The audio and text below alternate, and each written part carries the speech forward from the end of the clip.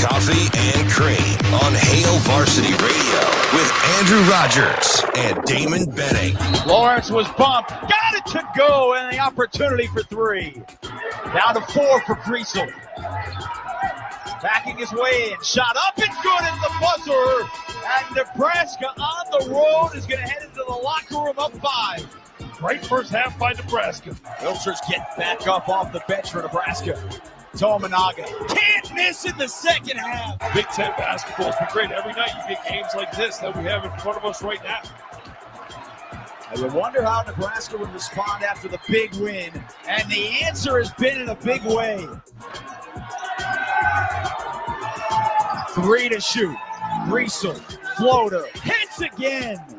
My goodness, has the grad transfer been good tonight?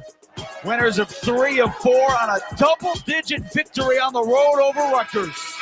What a response by Nebraska. February 15th, Coffee and Cream in the morning on Hail Varsity Radio, powered by Currency. He's Damon Benning. I'm Andrew Rogers, and we are live from the H&H Chevrolet stage at Hail Varsity Club. Happy to have you with us. 590 ESPN Omaha, 1480 ESPN Lincoln, which I will update you by show's end on that. We are live on Twitter. We're live on YouTube. And the reason I say it's February 15th to open the show is because I can't believe we are already halfway through the month of February. Yeah, it goes quick, doesn't it? Everything just goes by so fast, especially when you do a job like this, because there's so much turnover. The rate that you move in sports is so fast that at some point you really have to take advantage of the moments where you can sit back and enjoy the ride. Man, it wasn't last night. It was funny. Good morning, by the way. Hey, good morning to you. Be a part of what we're doing. 888-638-4876. Plenty of hot takes. I had the best one yesterday. I'm just going to go ahead and get that one out of the way. Because as you wake up on March 5th, Creighton will not have lost a basketball game.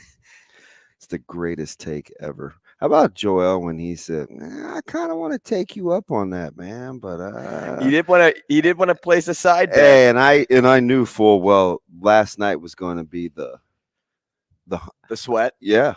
Last night was the sweat game. Still should have won it, but anyway. So yesterday, I'm watching, West Side of Miller West, and I get there early. Obviously, I'm a corner guy. I'm pulling a Drew down in Grand Island, getting my game watch right.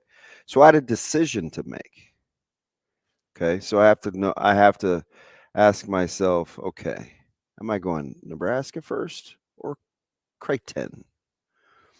I went Nebraska. Smart move.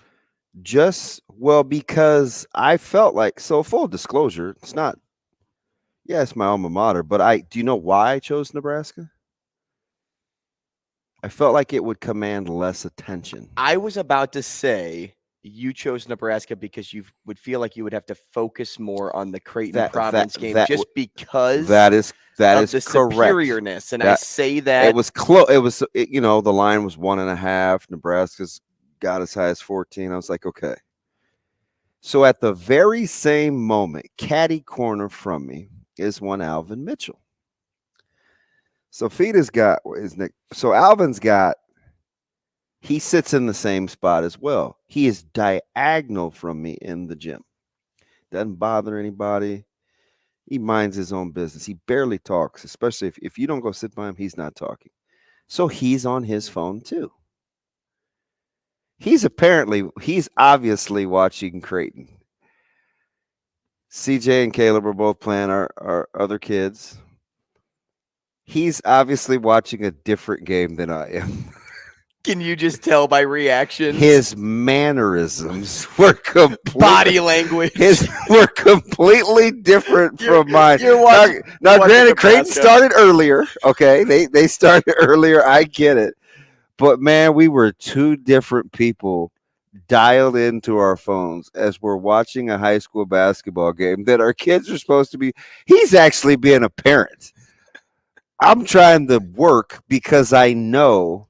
And I said it 15 times during the game. Coach Samanji was sitting next to me. Tom Thompson, another guy to my left, former West Side alum. Tommy Thompson. Yeah. And I called him T2. I feel like that's a name in a song. And so it's whatever at the half, and Nebraska's up 5. And I was like, shoot, man. He's like, what's up? I'm like, I'm going to have to really go home and carve into this Creighton Providence game now. So everybody goes to bed last night. Not a light on in the house other than the TV. And I am rewinding, fast forwarding. I'm like, man, could you just not have won this with the lob at the rim at the buzzer? Or I was just going through all these things in my head. But what a stark contrast and how those two basketball games were played, man. I mean, the Road Warriors. And I hate to give credit in the same vein that I said Creighton was going to run the table. Sam McEwen is starting to look like a genius. You be honest. When he threw out the potential for the finishing record, you chortled a little. Oh, sure did. I think I said 2, and they've already gotten 3. Yeah, I'm like, really? Because he said there's 2 or 3 more wins on the schedule. And I said, when he said the record, he goes, oh, yeah, it could be 14 and 16, you know. And they could be 15 and 15. And I remember when he said it, because that was with the whole kind of Coach Hoiberg thing. And I knew what Trev had said on the radio, and I knew what I had heard kind of that I felt like they were in a good spot, right? Like Fred doesn't really have anything to talk about, which is why I didn't ask, that low hanging fruit. Hey, do you think he'll get fired? How many more wins does it take or things like that? I remember I was joking with Robin a couple weeks ago because there's no way Robin would know that, right? But just watching them play, is proud the word you want to use? Because I don't know if they want you to be proud of them, but you are talking about a team. You can have fun with them though. And they changed their arena. It's not the Rack anymore. Is it?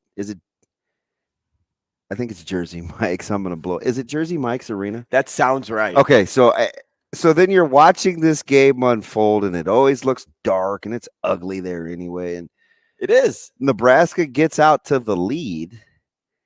And when Griesel hit the floater at the buzzer at half, yep. Did you think to yourself, they're going to win this thing? I actually thought, oh man, we're getting our hopes up at half. That's really? What I thought.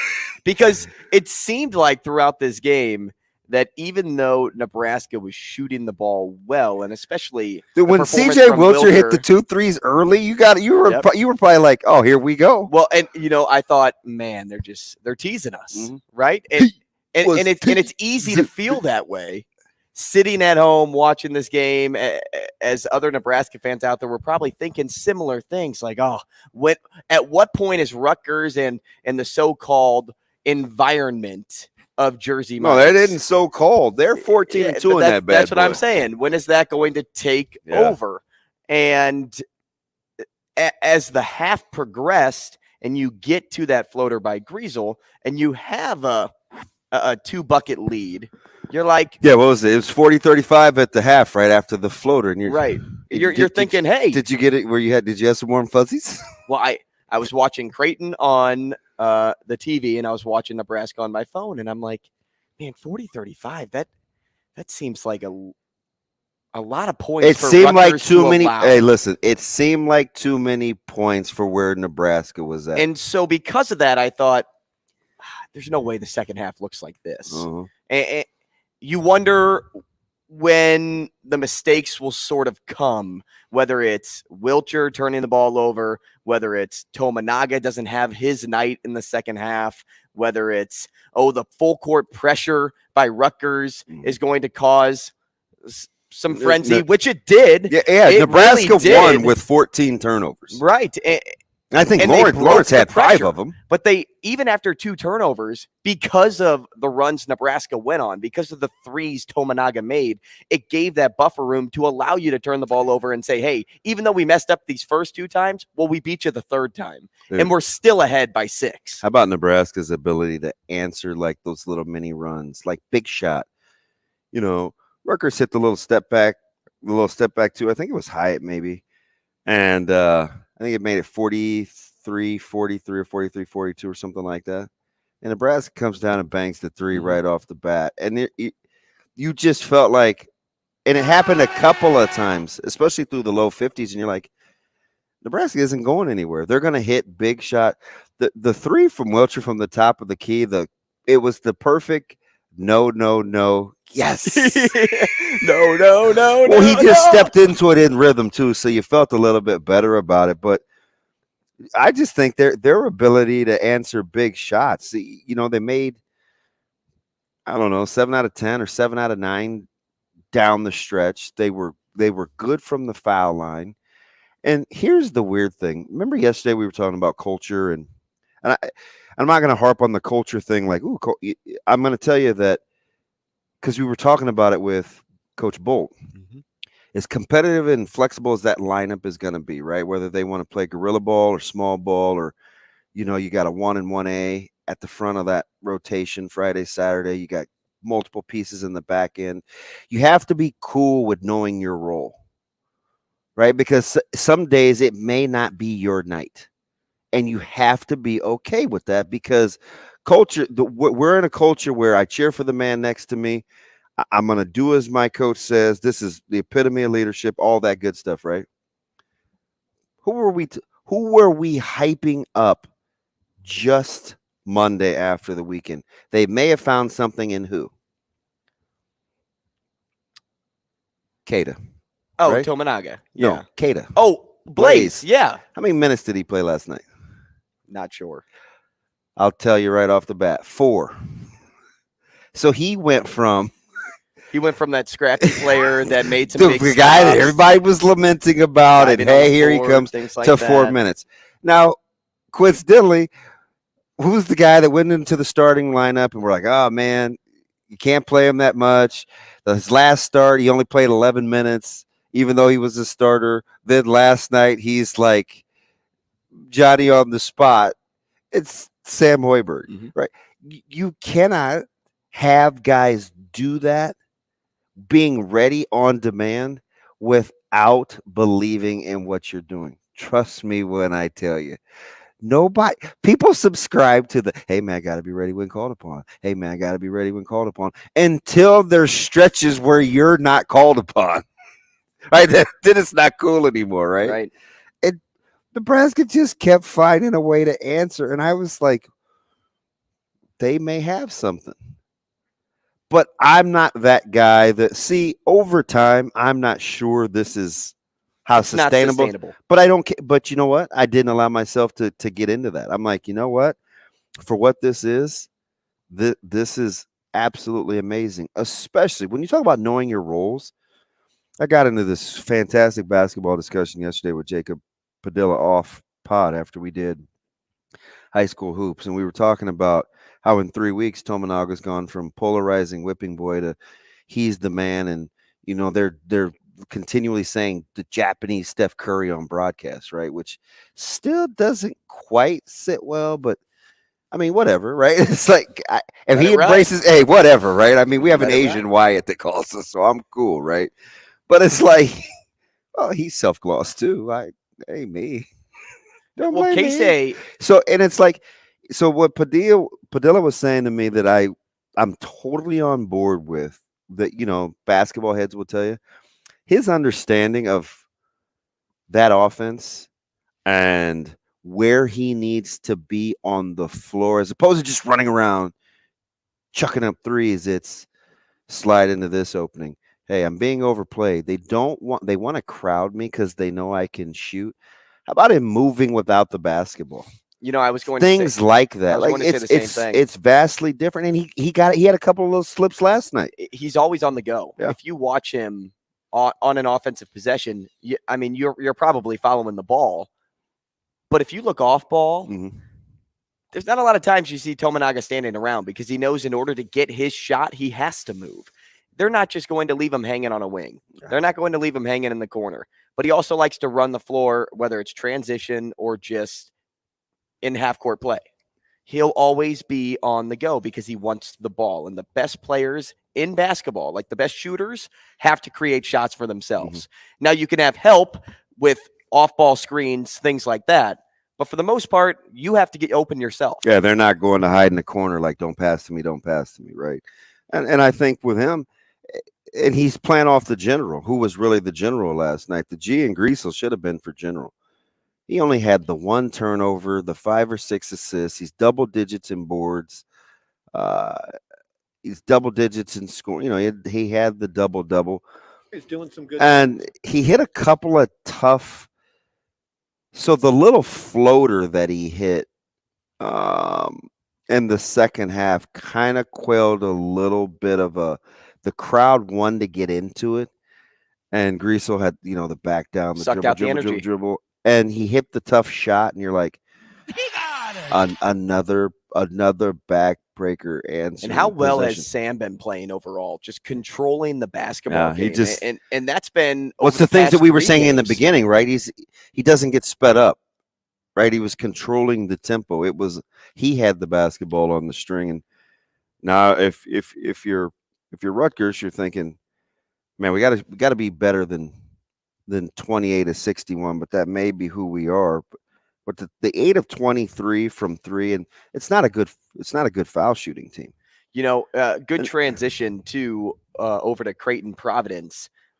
Something that really hurt the scoring column for Creighton was the poor shooting night of Baylor Shireman, because I told you as you walked in, Creighton was 1 Shireman 3 away from getting ahead in that game, from winning that basketball game.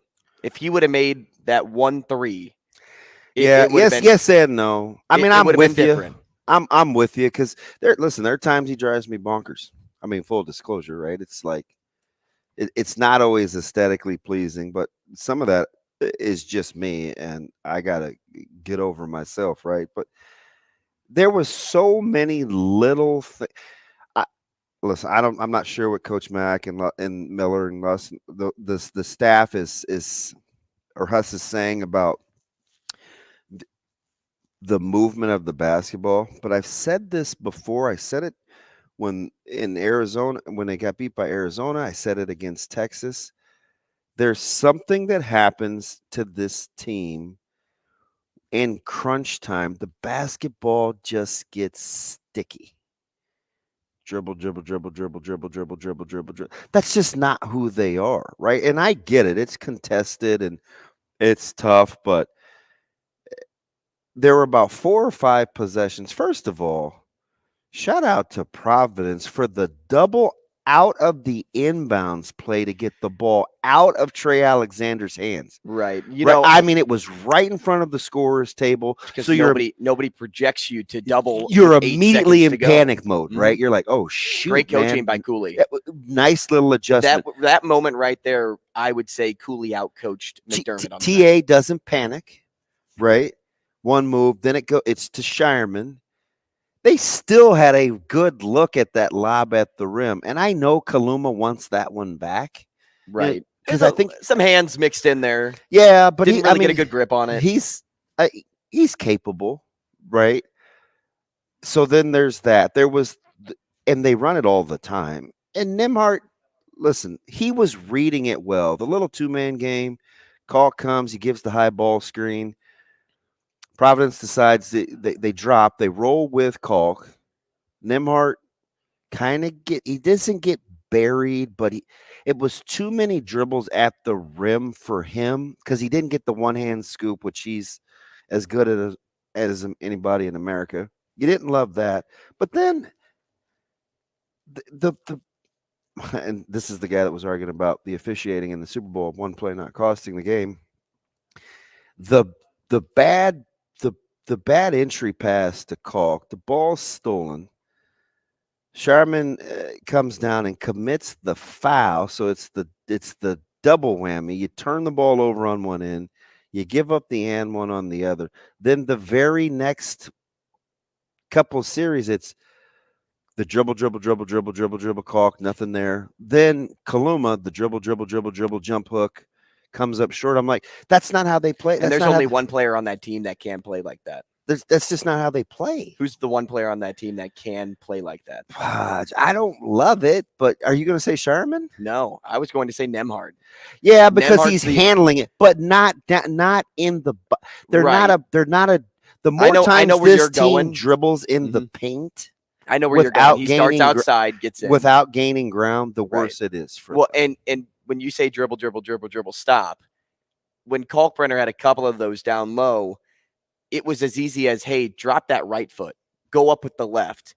But he favors that left curl with his left shoulder back to the hoop. He favors that for the right hook more than he does like going to his left hand. And you can notice his comfort level with a lot of opportunities that he has. It depends on where he's on the floor if he wants to go to his left hand. You know what? But for a lot of points in that game, when you're backing down your guy, you could tell that, hey, when the ball was in the paint, everybody was like, let's let Kalkbrenner go. Let's let Kalkbrenner go. They were going to stay attached to shooters and allow him to play one-on-one, which I don't mind. But I also, what I minded more was that there was no cut to the hoop, no nothing by Creighton when you could tell that your guy was stuck.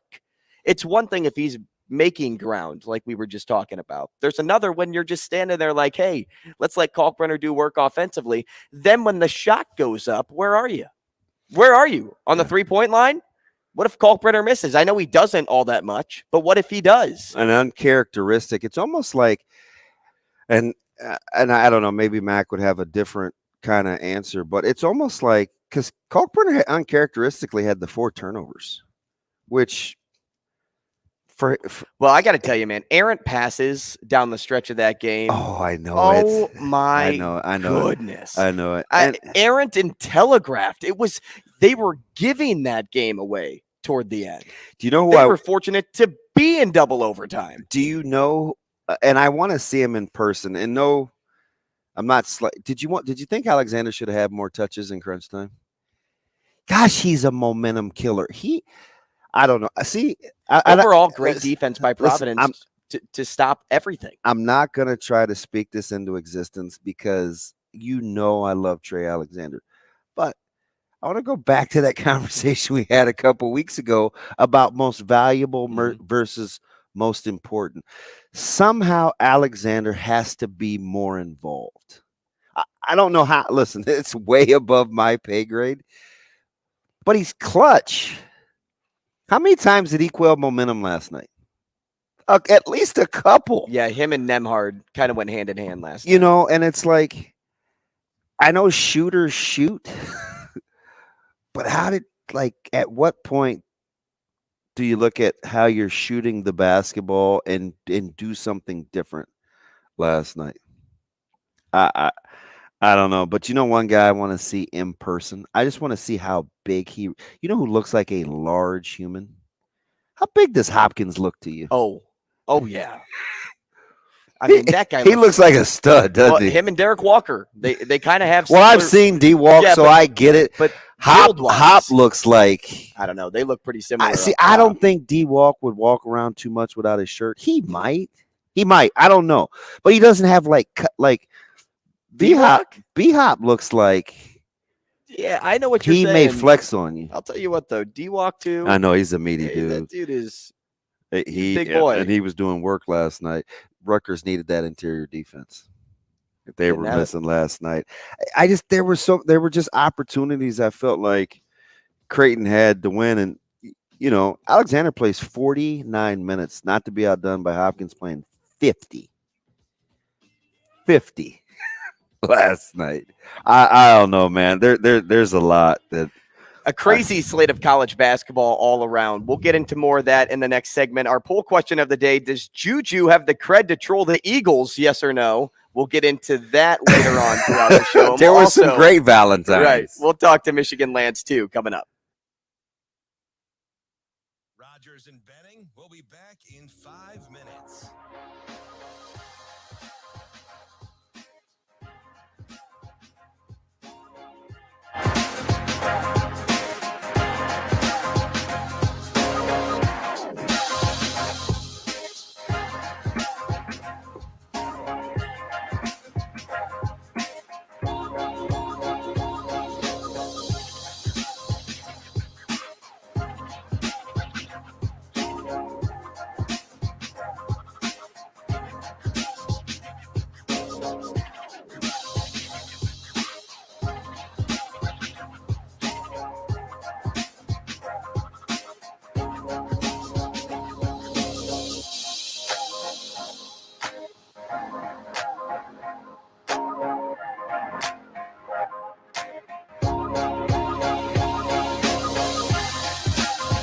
Rogers and Benning will be back in 4 minutes.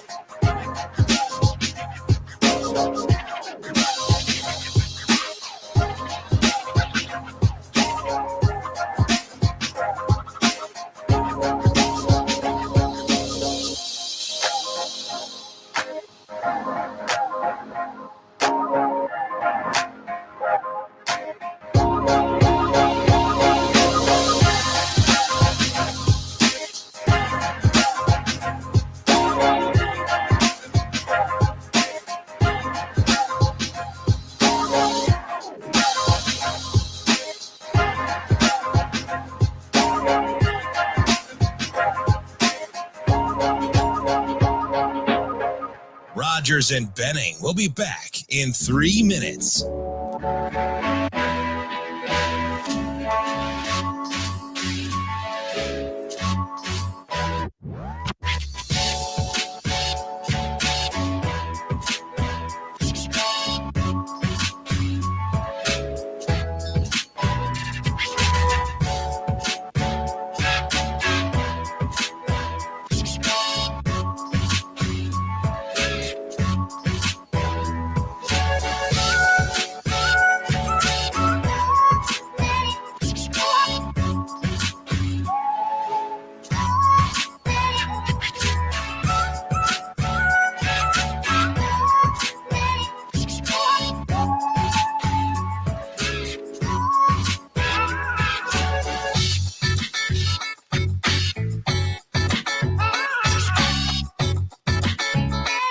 Rogers and Benning will be back in 2 minutes.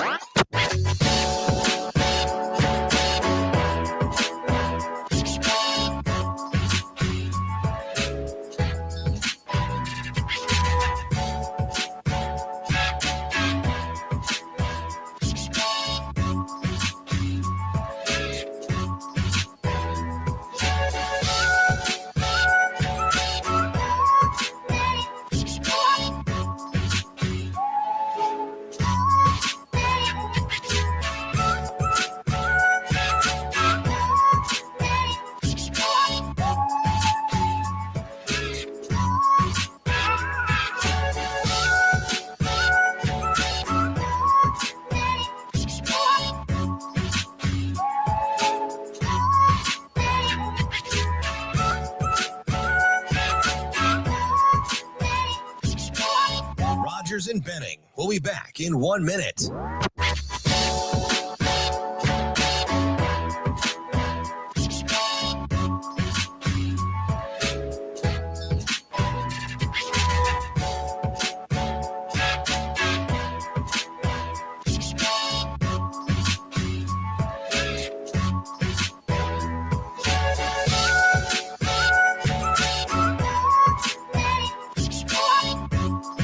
Rogers and Benning will be back in 30 seconds.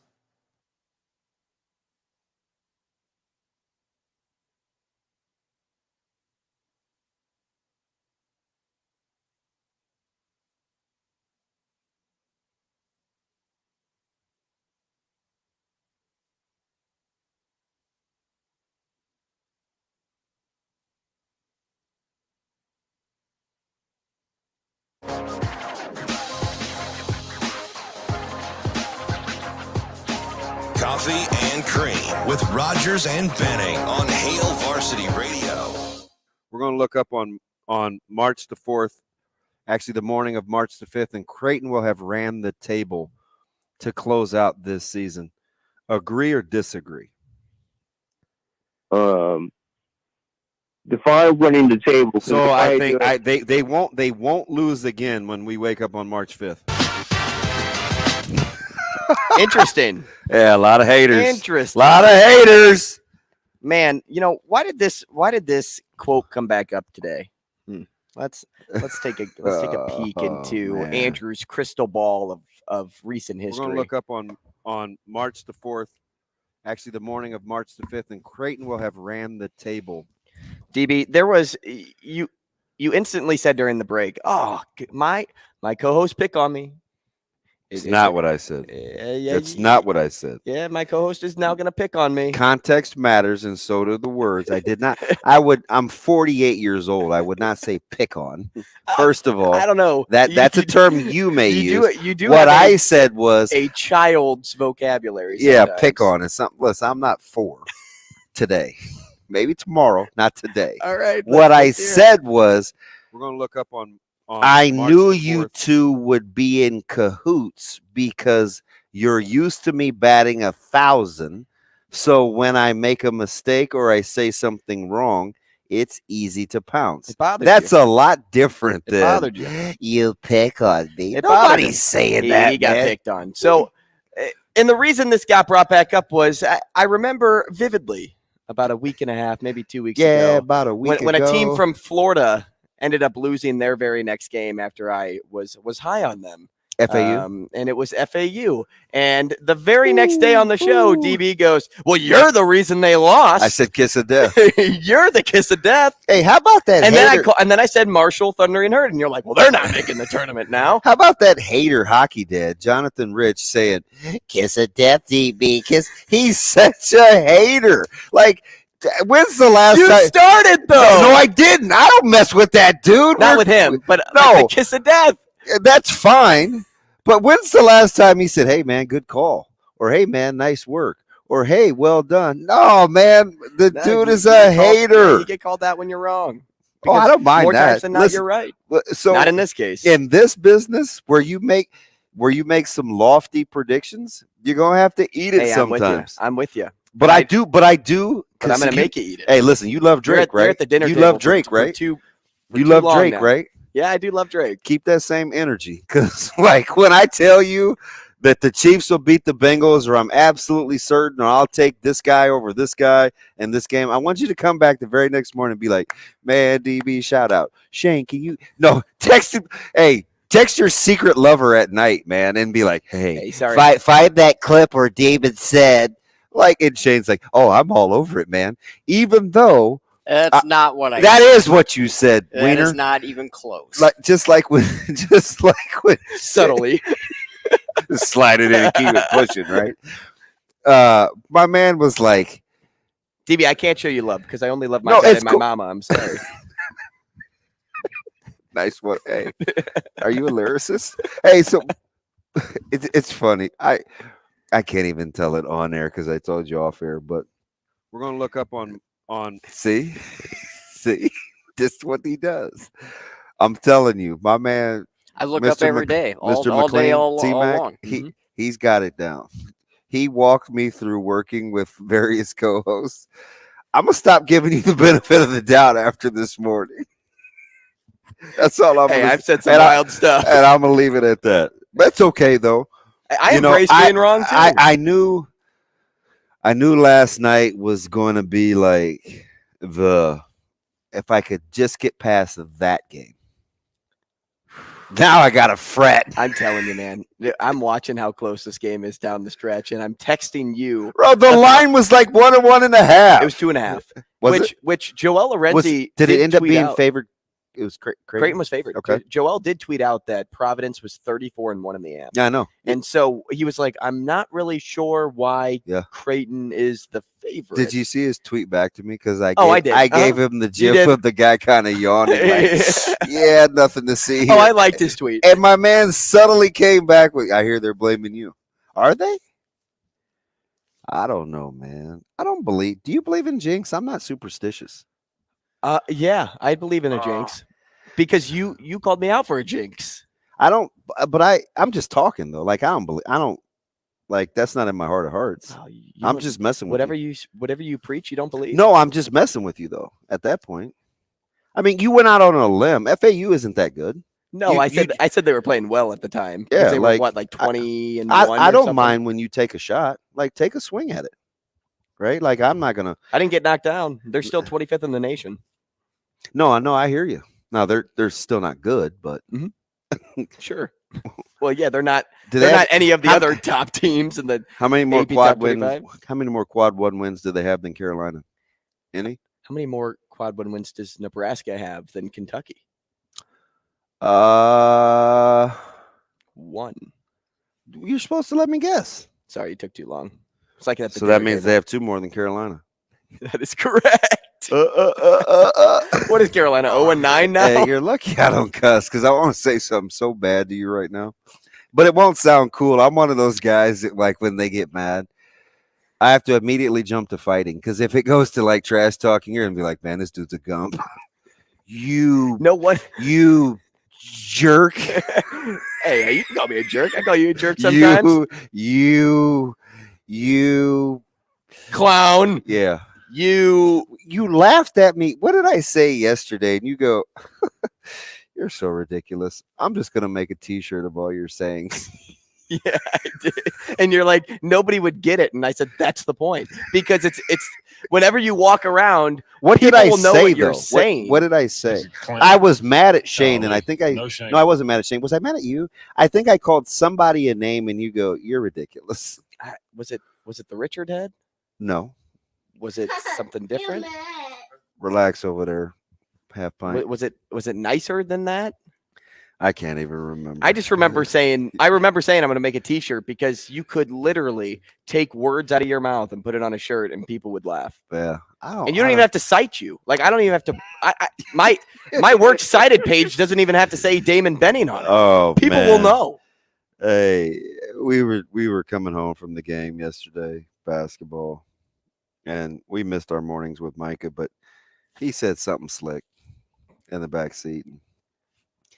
And Caleb was driving and just real calm. Like I didn't even, he had to be traumatized. Like I felt bad. I was like, look, man, I said, that's your problem, right? Like you leave it open to interpretation. You got the head down, you shake your head, the bad body language. And all you're getting ready to tell me is what you wanted to say or what you meant. I said, when you leave it open to guessing, we got problems. And Caleb under his breath goes, man, very well said. That's a good point. And I could see Micah throw himself back in the seat. I said, look, man, this is what I said to my kid. I swear to goodness, it's 8:45 and we're driving home and I'm already mad that they're like in the locker room for 30 hours and I have to go back and watch Creighton, right? I was like, look, man, I said, see, that's the kind of stuff that'll get you choked out. You're going to wake up in a couple of minutes and you're going to, why did my dad do that to me? And I'm going to simply tell you when you come to, it's because your body language sucks. And Caleb was just like, man, that's cold how he just kind of low keys. But that's how you feel sometimes, right? Like sometimes you just have to choke a kid.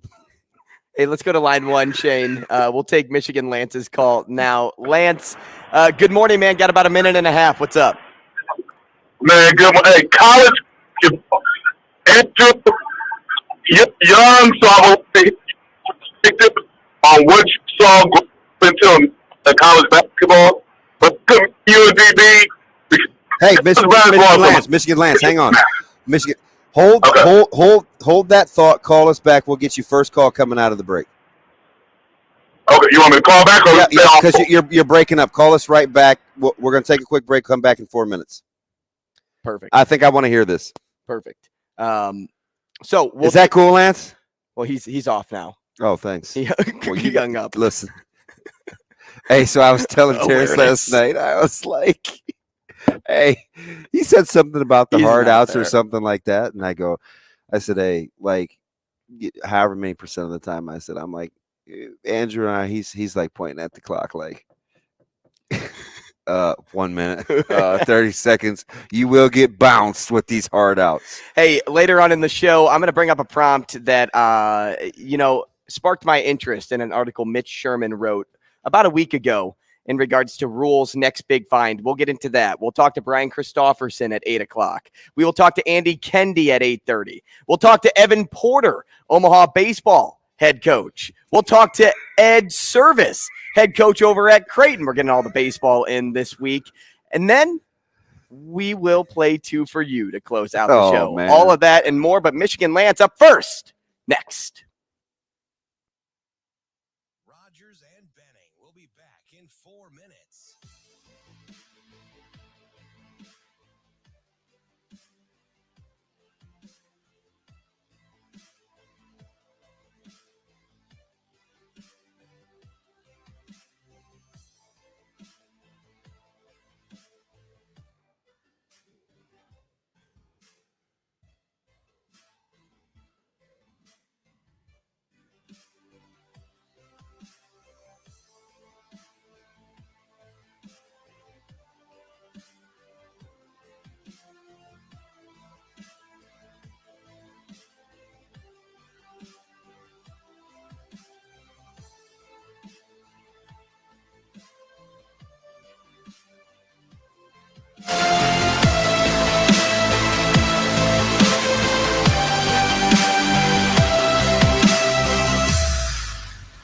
Rogers and Benning will be back in 3 minutes.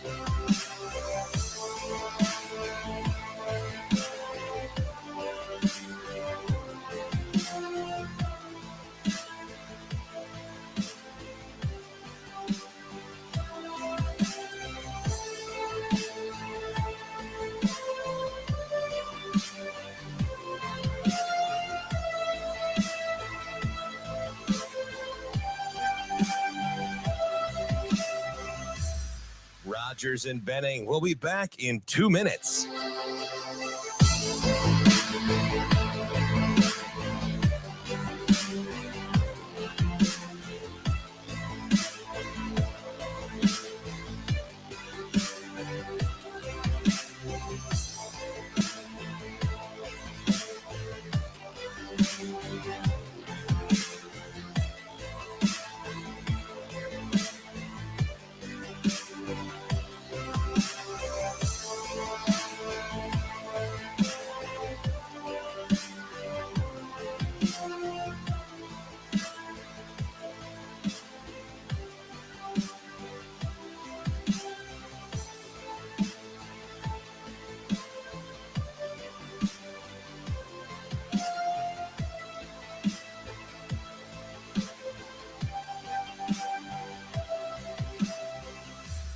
Rogers and Benning will be back in 1 minute.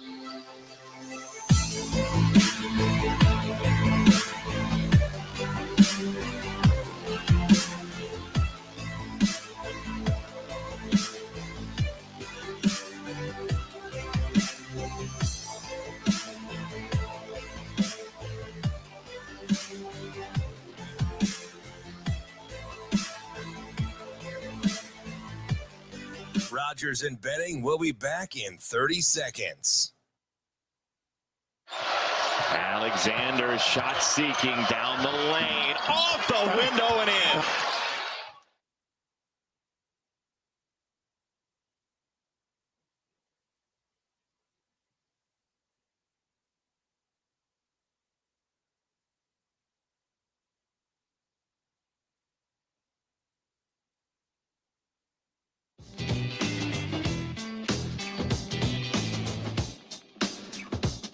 Coffee and Cream with Rogers and Benning on Hail Varsity Radio. Alexander shot seeking down the lane, off the window and in. Hey, welcome back to the show, 888-638-4876. We are heading to the phone lines right now to re-engage with our guy, Michigan Lance, to talk a little college basketball. Lance, thanks for holding on. Thanks for calling back. Now we have a little bit more time to talk with you. Hey, no, that's all good. How about it? It's okay. I mean, where are you, in the Everglades? You getting chased by a gator? Hey, man. Swamp, man. So the swamps out here, man. I got to commend you guys for talking college basketball and making it sound interesting, because it's really, like, Andrew, I really want to know your perspective, because you grew up in a different era of me and DB in college basketball, and we grew up in an era of a lot of really great and good teams in the 80s and 90s. Especially like in the 90s, I believe my opinion is that college basketball was in the NBA, but in the 80s, the NBA and college were on the same level. They were both great to watch with great teams. Remember, DB, like Junior Burroughs, Corey Alexander, Virginia. Oh yeah. Brian Stiff, Randolph Childress, Tim Duncan. Yeah, like those guys, Final Fours, and they had great teams. Like, and so now this inconsistency of good play, but then also like the fundamentally, like you'll see a fundamentally good play, and then like you won't see one for like 10 minutes straight again. Yeah. And it's like guys aren't fundamentally sound in their shooting, their shots. So like it is not a good brand of basketball. Like everybody is in it.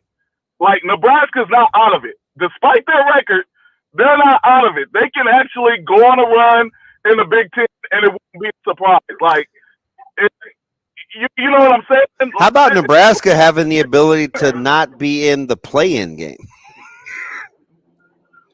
Who you said, Nebraska? Yeah, basketball. Like they could not have to play on that first day.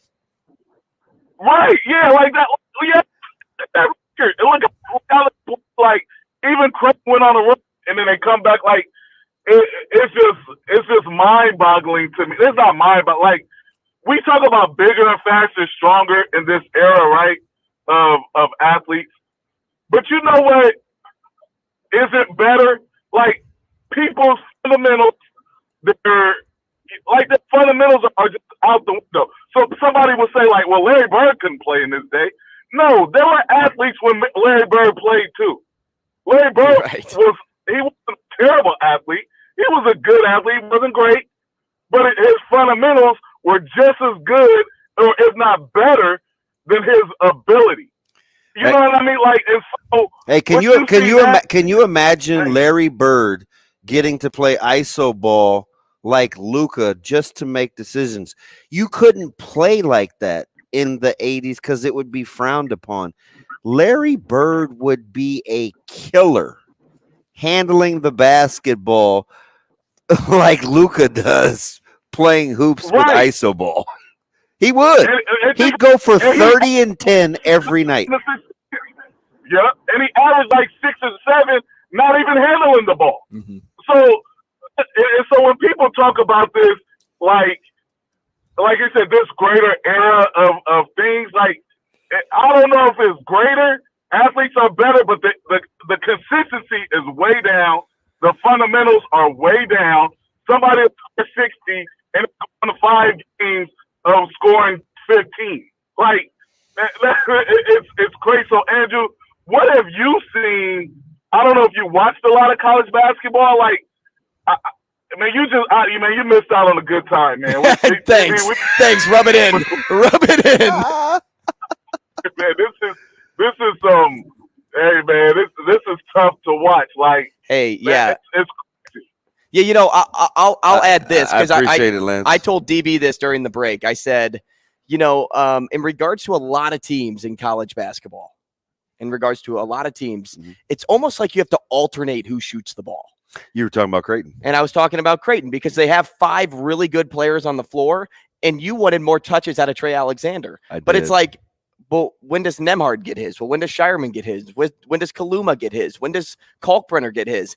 And because of that, is that a team game or is that, just alternation? Because you're dealing with 5 really good guys on the floor. In the world of college basketball today, this is what I've noticed to really answer Lance's question.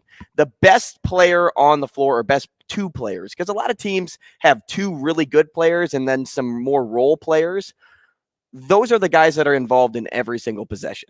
And that's really it. In the past, at least in tape that I've seen, you could see the ball get spread around a little bit more. And it was maybe you are running a play instead of just trying to open up, create space for yourself and go. Yeah, that's on the fly. That's interesting. I remember and if you're just talking 90s, and it doesn't matter if it's college or the NBA, like you needed a good starting 5. And that's what I mean. Like Creighton is a good starting 5. So I'm kind of with you on that, because if you had, it's like, well, if Mark Allery couldn't score, they wouldn't guard him, or until Tommy Amaker learned to shoot jump shot. Like you needed. Nowadays, you just know who's getting the ball. Yeah. No, I'm kind of that's good. I'm kind of with you, especially on the great teams. Like even if you just we'll pick on the top 25, we'll pick on Purdue here. So Purdue has Edey. Everybody knows Edey's getting the ball. They have Lawyer. Everybody knows Lawyer can shoot the ball from outside. But then they have kind of like some surrounding guys that, could show up on any given night. But it's never like, hey, they're going to be involved in every single play. Not to go all old man, get off my lawn, but it does seem like we're less patient to be a part of something. Like, I remember I would say to myself, gosh, Rambis can't shoot.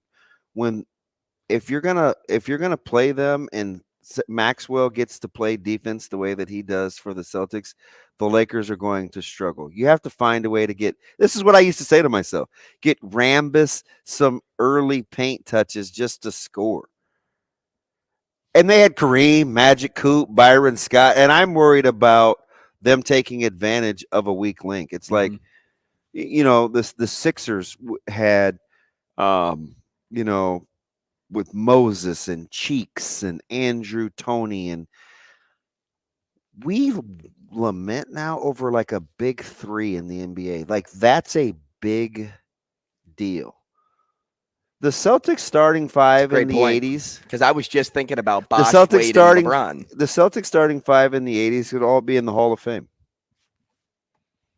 So it's like, I don't know. I mean, one of the best things about the 80s when it comes to college basketball and even the NBA was where it would take you like 3 or 4 years to build a team. So you would have a team that would get to the tournament, then that same team the next year may make it to the 16, and then, by year 4, maybe they were champions. I mean, that was one of the things. I mean, you would watch teams develop over a 4-year period. You don't really have that now because your teams can develop, in an off season and be champions the next year.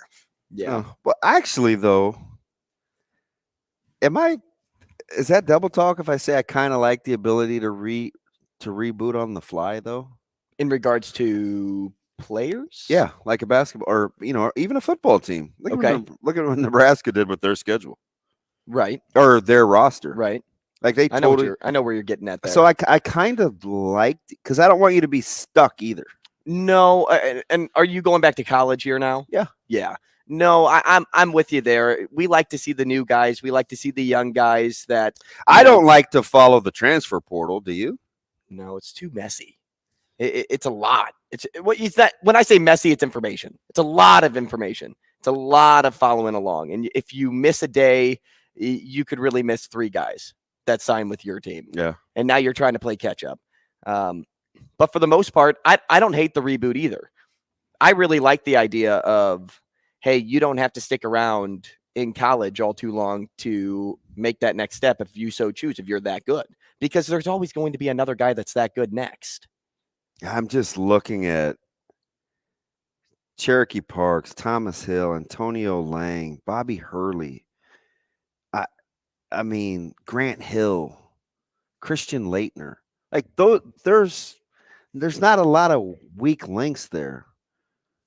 Augman, Anderson Hunt, Ackles, Larry Johnson, Greg Anthony, like Arkansas trotting out Lee Mayberry, Todd Day, Corliss Williamson, Oliver Miller. Like it was hard to win if you had a weak link.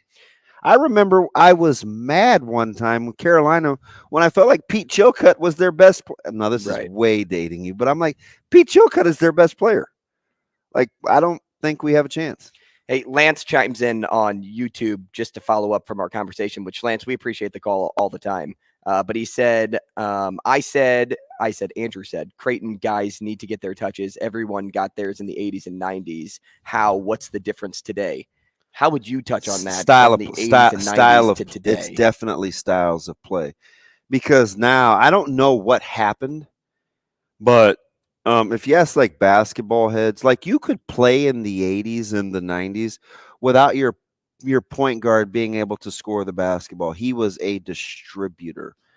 I don't think the way the game is played with space and the 3-ball, I don't think you can win big-time college basketball games without your primary ball handler being able to shoot the ball.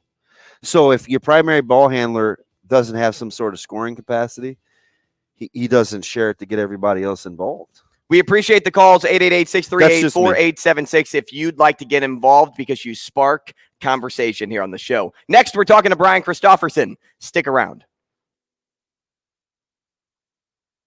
Rogers and Benning will be back in 4 minutes.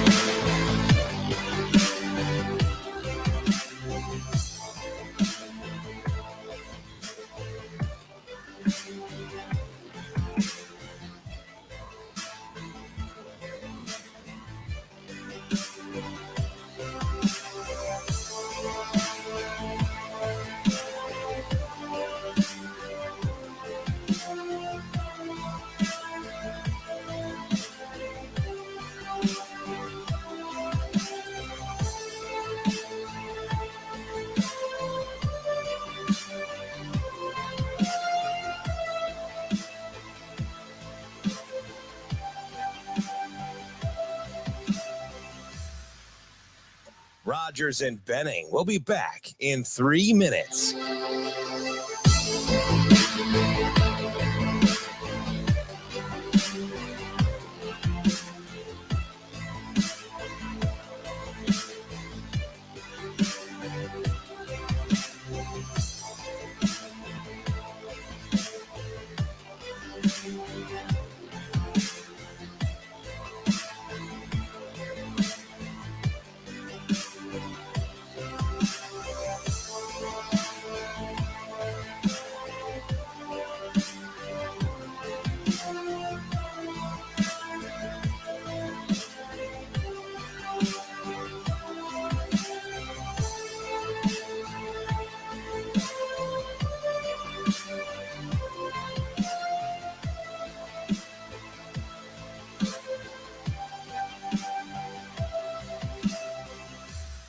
Rogers and Benning will be back in 2 minutes.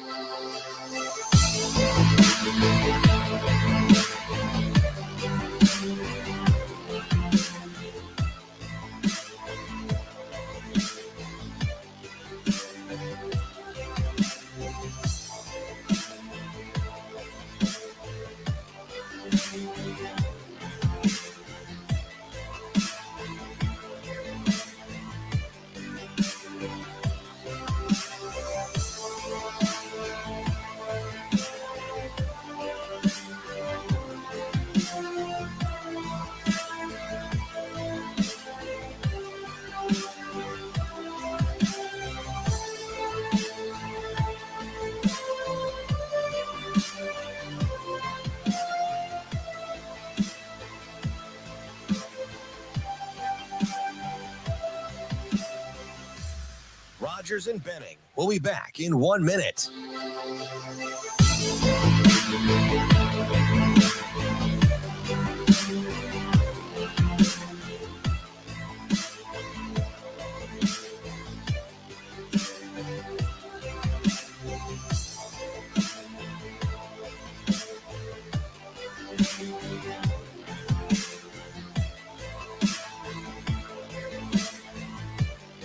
Rogers and Benning will be back in 30 seconds.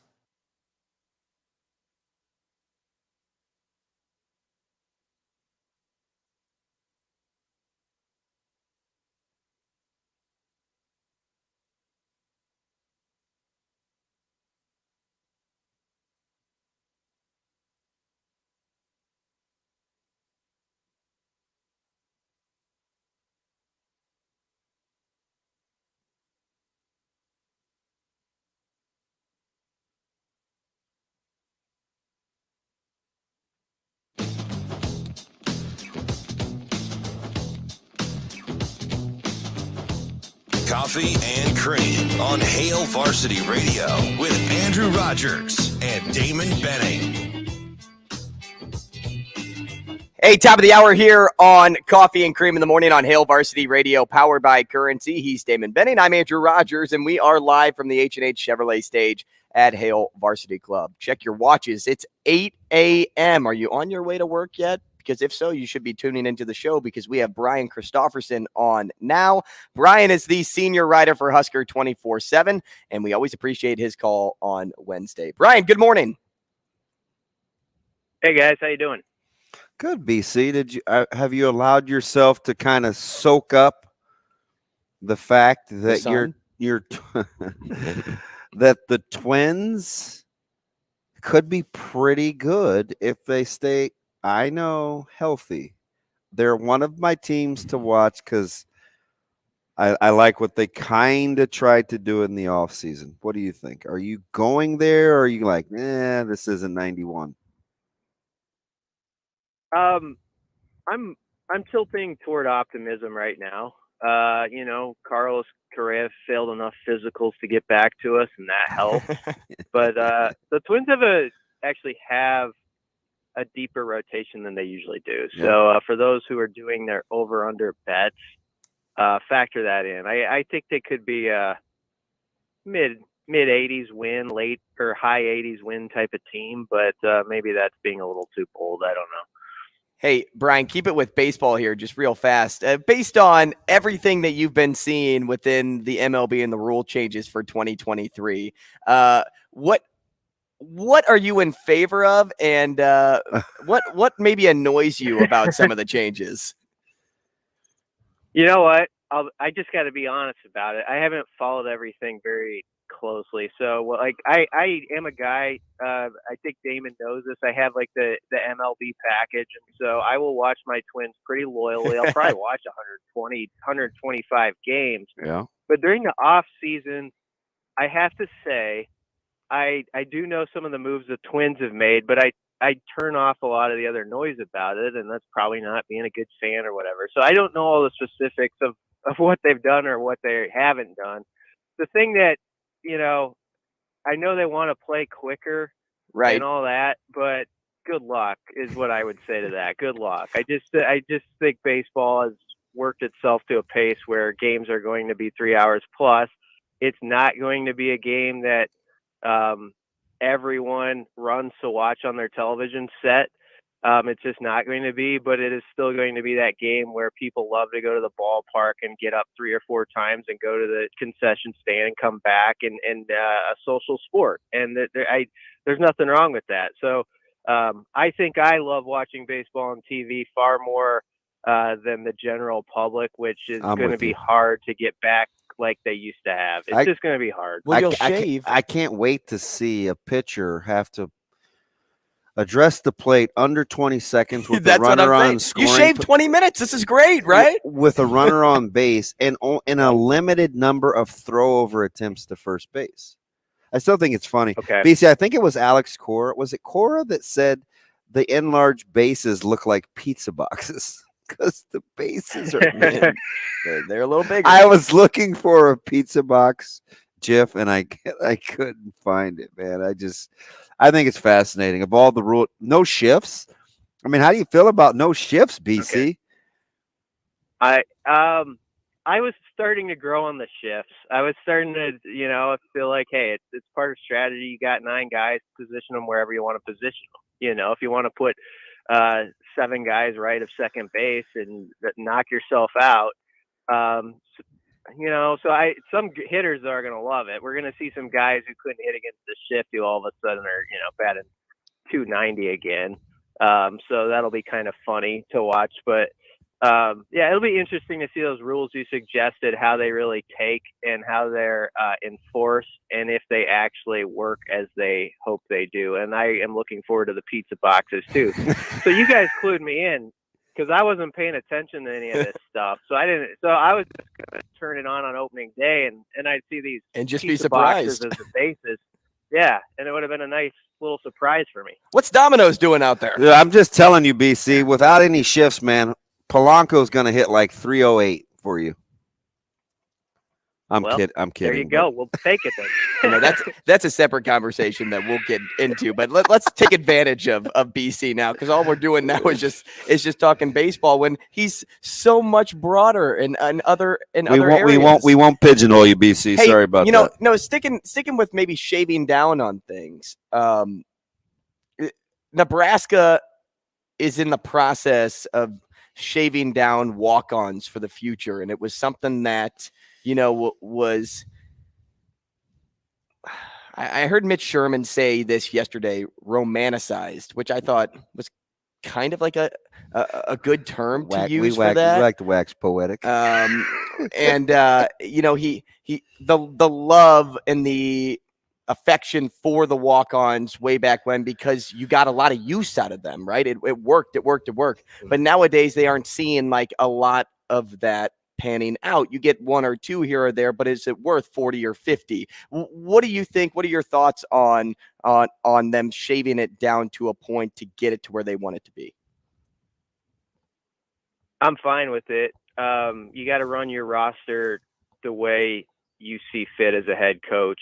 And I have always thought, like, having 150 guys over there, while I respect the effort, I thought, man, is that tough to manage or what? Like, how do you – I mean, I know some of those guys have to just be standing around even if you do run multiple stations. There's no way around it. There's just so many bodies. So I understand if you're like, let's knock this down to like 110, 115, something like that. And another thing about it is with the FCS programs growing the way they have over the last couple of decades, some of those walk-ons have ended up at South Dakota State, North Dakota State, more than they were in the early 90s, 80s, I think. And so that's changed the game too. The way Wyoming and some of those neighboring programs have recruited, I think that's changed the game with some walk-ons. So I'm okay if they knock it down, and because I think a lot of those guys are getting lost, and that your guys like Luke Reimer, who did technically arrive as a walk-on, those few exceptions I think can still exist. Like, there's still going to be those preferred walk-on types, or just be more limited in number, who you're like, oh man, that guy should have had a scholarship all along. So I still think there'll be some fun stories. Romanticize is a good word about it. That's something we probably have done with it, and I've done it at times, because everyone loves that story of the guy who, came, especially if it's from some small town school, and he works for 3 years and he builds himself up into the roster. And I hope a few of those stories still exist, but I can see where you want to get that number to something that's more manageable. BC, and I know this is taboo because you kind of have to reference the 80s or the 90s, maybe for a frame of reference. But what do you think Nebraska fans would be willing to negotiate or compromise with, or maybe even give up for the sake of winning? Well, stuff like that. I mean, like the walk-on is one example. I do think it's one. There are these little subtopics where we like to enjoy them in the off season, and you like to say, yeah, it's pretty cool that there's 145 guys and all these different towns are represented. But at the end of the day, when it gets to the season, it's like, what did you do on Saturday? So there are all these little subtopics that we sometimes bust out that are fun, but are you winning? That's what really matters. And I'm trying to think of a few other ones offhand, off the cuff. But they definitely do pop up on occasion where there's something that's sort of very Nebraska specific that we get fired up about. What about letting guys? What about running guys off? Like not letting guys finish graduating or Remember, medicaling guys used to be like, well, quote unquote medical. You think we're okay? We're cool now with figuring out ways to not honor scholarships? Even though you're supposed to. Right. I think there's an understanding that you have to be a bit cutthroat. And I don't think we like to talk about it out loud around here very much. It's not a very Midwest nice thing, but I think it's understood in the back of people's minds that exists. And you know what's going on over there right now, I truly believe they are setting a particular standard in place through their workouts, and it's going to continue into the spring. And some people just aren't, it's not going to be their deal. It's not going to be something where they feel like they want to be a part of it or they want to go somewhere else. And I think that's what this is all about right now is you figure out these are the guys that see that standard and it kind of fits what they want. And there are others who it won't. And that doesn't mean those guys are soft or anything like that. I'm not saying that. It's just like everybody sort of got their vision of what it's supposed to look like. And certain players are going to see after the spring, this isn't for me. So I think those numbers in a way might take care of themselves by the end of it.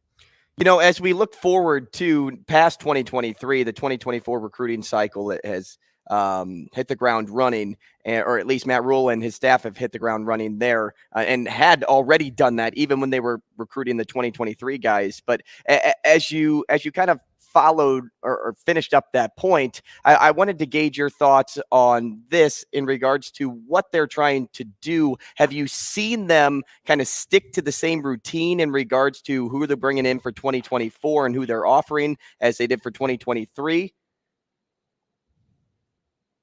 Well, I think you're going to see some big time recruiting showdowns in this cycle. I know we had fun sort of in December and January with like your Bryce Turners, your Jeremiah Charles stories, the guys who kind of popped up out of nowhere. But that late March weekend is going to be something serious with Dylan Raiola. Gatlin Bear is going to be here. Mario Buford, Thomas Hoiberg, Peyton Lewis, a running back who's got a lot of attention late. That weekend is going to be loaded, and there's going to be guys here who Nebraska's going against elite schools to get. So I think that's setting it up for what we're going to see this cycle more and more. Is Nebraska's going to be in some big collisions with some programs that are very highly respected. So it's going to be pretty interesting. BC, is quarterback, and we kind of talked about this a little bit with competition, and you wanted it. I know last week you wanted competition at all spots, including quarterback. You didn't really want any complacency, and I understand that. But how much does wants versus needs factor when you're looking at maybe stockpiling a depth chart on quarterbacks when we know that those guys don't stick around? Is it worth just going through however long it'll take till somebody decides this place isn't for them to roll the dice on trying to stockpile a quarterback room? Well, I think with that, you have to have some hard conversations with some guys. And at the end of spring, if it's looking like, hey, you're maybe fifth or sixth, you just have to say that out loud, and they have to kind of look at it and sit. And I do think there comes that point where a guy has to say, it's going to be really tough for me to get on the field at this spot. And so at QB, yeah, the numbers are pretty loaded up right now. You kind of think, how can that stay as it is? And so I think it just has to be a candid deal where you say exactly what you're thinking by the end of the spring, and the player has to have an understanding that, yeah, this has been a fair process. They've given me a shot, but it's going to be difficult. And I mean, you have to, as a coach, just be straightforward with guys and trust that they're going to get the message, I think, on some of those deals. Hey, keeping it with quarterbacks and Dylan Raiola in 2024, Todd Monken on the move yesterday, OC over at Georgia, who was a big piece of Raiola's recruitment. Not to say Kirby Smart hasn't been heavily involved either, but how do you think that impacts Raiola's recruitment for Georgia? And do you think it gives Nebraska an extra leg up now because he left, or are they still pretty balanced between USC, Georgia, Nebraska, Oregon, whoever else is in that mix? I think who Georgia's bringing in still connects with the Raiola family. I don't think that's going to be a big factor as far as dismissing Georgia. I really don't. Steve Wiltfong, our national reporter, had a story about it the other day that suggested the Raiolas are still very tight with Georgia's staff and what they're doing there. So I don't think that particular move is going to shake it up and say, okay, that takes Georgia down 5 to 10 percentage points or something like that. I am still in that camp. I know my colleague Schaefer put out a crystal ball for Nebraska, and that got some attention. Yeah. I agree with what he put right now. I favor Nebraska at this moment, but I think, it's still, you got to keep doing your work on that one. It's recruiting, and that's, he's going to take his visits in March, and Georgia is supposed to be one of them. That's the 2-time defending national champion. And I know Georgia has a quarterback already committed in that class, but they have said they are going to take 2 probably. Now, I don't know what the Raiolas specifically think about all that and if they like that or not, but I sense that's a competitive family where that's not going to necessarily make them think, well, I don't want to take on that challenge. So I still view it as Nebraska, Georgia, USC. And right now, from just reading tea leaves, little things you hear, I like where Nebraska sits, but you can't be complacent, and you got to keep that relationship rolling the way it has been. But the thing people got to know is, yes, there's the family tie to Nebraska, and that means it's share. But it's the way Rule and staff have specifically, I think, connected with that family, been able to tell their vision and who they're about, that I think has Nebraska where it is right now. I don't think we should lose sight of that and act like it's just a family tied to Nebraska thing. It's a family tied to a coaching staff thing, I think, and believing in what they're telling them. I'm sure that other coaches in contention, though, can convey that same message. But the one thing that Nebraska doesn't have going for them that Georgia and USC do is being in contention every year for a national championship. So how does Nebraska further convey that message? Well, I think if you're Matt Rule, you say, hey, look at what we did at Baylor. I arrived there when there was 45 scholarship guys, and within 3 years we were winning 11 games, and we were in the hunt. And that can happen in college football. You can flip things pretty quickly if you have all your ducks in a row, and Nebraska hasn't lately. And we've made it seem like it's very difficult to get to the Pinstripe Bowl around here. But I think if you have the right vision and you feel like you have a certain work ethic, you can communicate that to a player that, hey, if this is in place and you join this, you can be part of something special. You can be part of a turnaround of a proud program. And the one thing you don't have to convince the Raiolas about is the way you will be received if you are part of that turnaround in a place like this that cares so much about seeing that program get back to what it once was. And so that, I think, yes, Georgia and USC have different alluring qualities to their sales job. But I do think one of them for Nebraska can be that, yeah, it hasn't been great around here, but you can be a main part of the group that changes that story. And his dad knows full well what it looks like around here when it is great, and how special it can be in a football centric place like this. BC, let me get you out of here on this. If you're this staff and you're looking at what the rest of the Big Ten's doing, do you think they can simultaneously start at a new school, look at the 2023 season, and factor in the conference realignment happening in 2024 in the same vision? That's pretty hard. I mean, I admit it's going to be hard because you don't even know exactly the quadrant you're lined up with or how they're going to do it in the Big Ten in 24. So I think you just have to have sort of a base foundation established this year of this is how we do things. We're building an identity this season, and it's going to be the kind of thing that travels. It's going to be the kind of thing that can work whether you're playing against a certain schedule in 23 or however it shifts in 24 and 25. So I think it's all about getting that base floor kind of settled in this year and believing that you can tweak as you go, but you got to have that foundation first of all. Brian, we appreciate your time, man. Thanks so much this morning, and we'll talk again next week.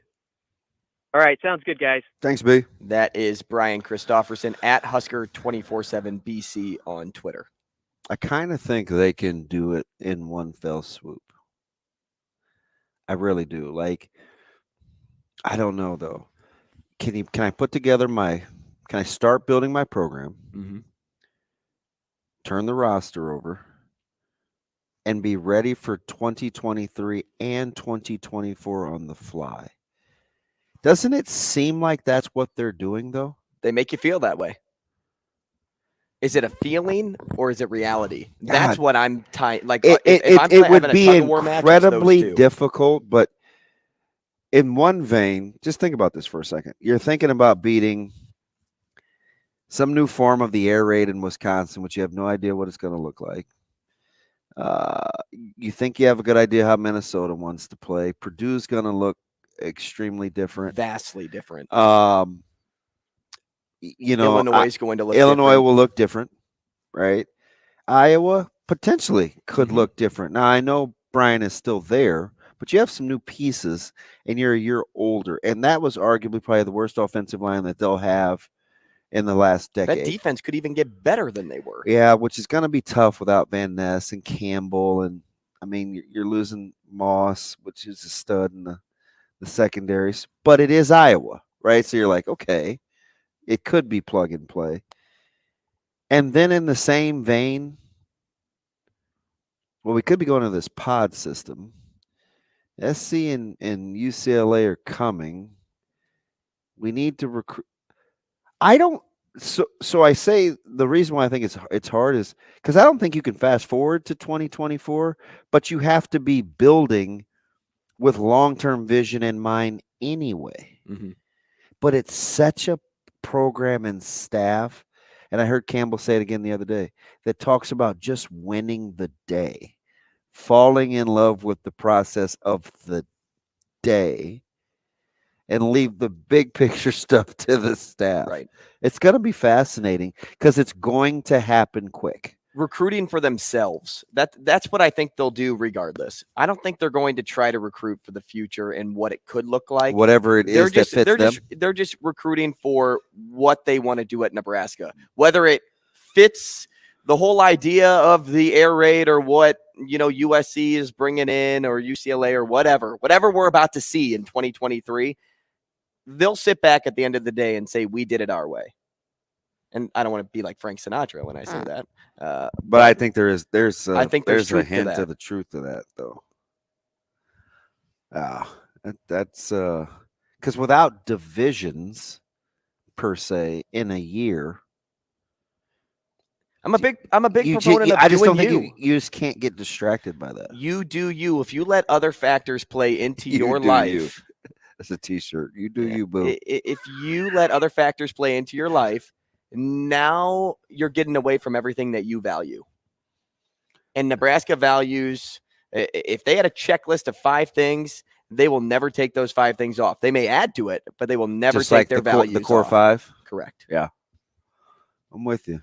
It's going to be interesting to watch unfold because you're right dab smack in the 2023 season right now. which is crazy. I know, right? It is nuts. That's what we talk about a blink of an eye in sports. Yeah, it's here. Right off the start of the show. You'll be starting spring ball in a month. It's insane to think about. Just 2 days removed from the Super Bowl. Andy Kendeigh coming up next. He's the sports director at KETV. Rogers and Benning will be back in 5 minutes.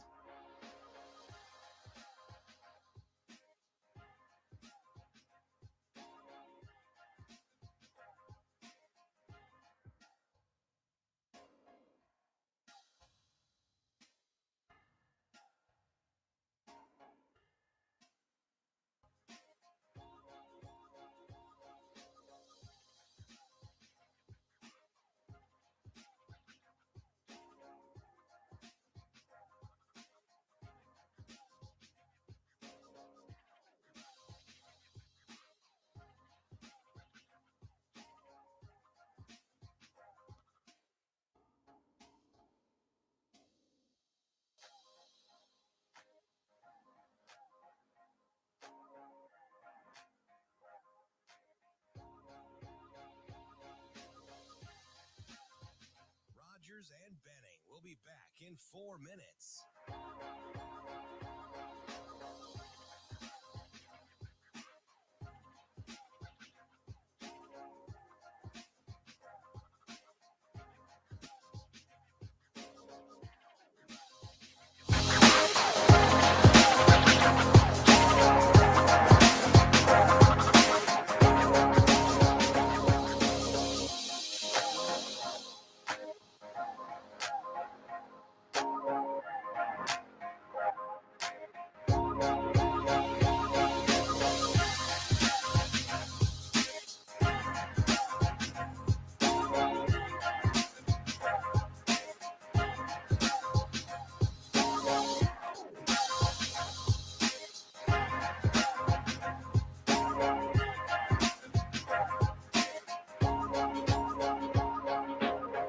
Rogers and Benning will be back in 3 minutes.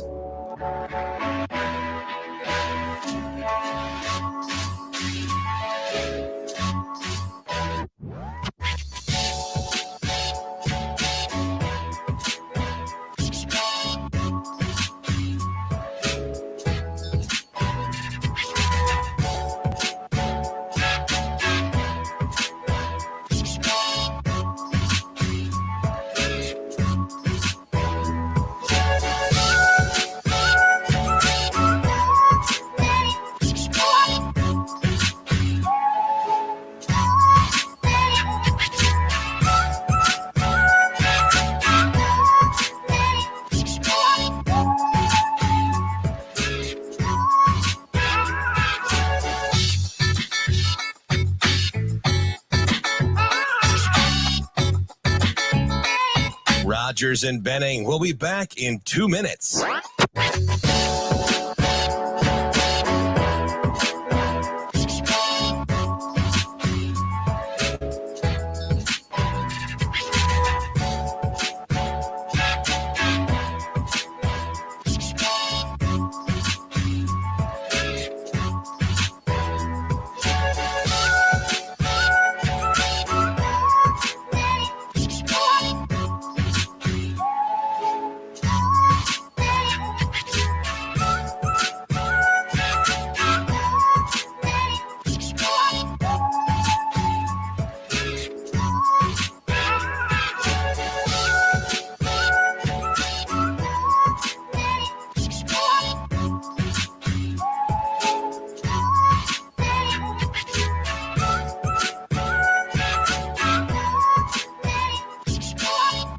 Rogers and Benning will be back in 1 minute.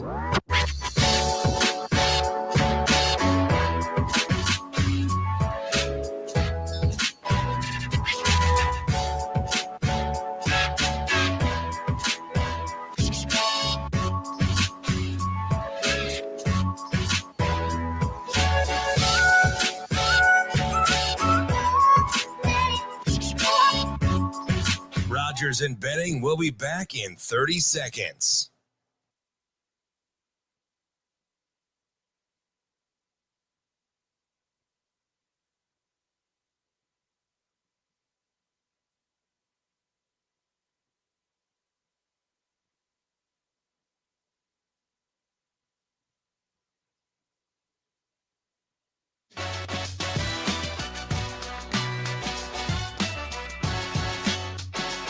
Coffee and Cream with Rogers and Benning on Hail Varsity Radio.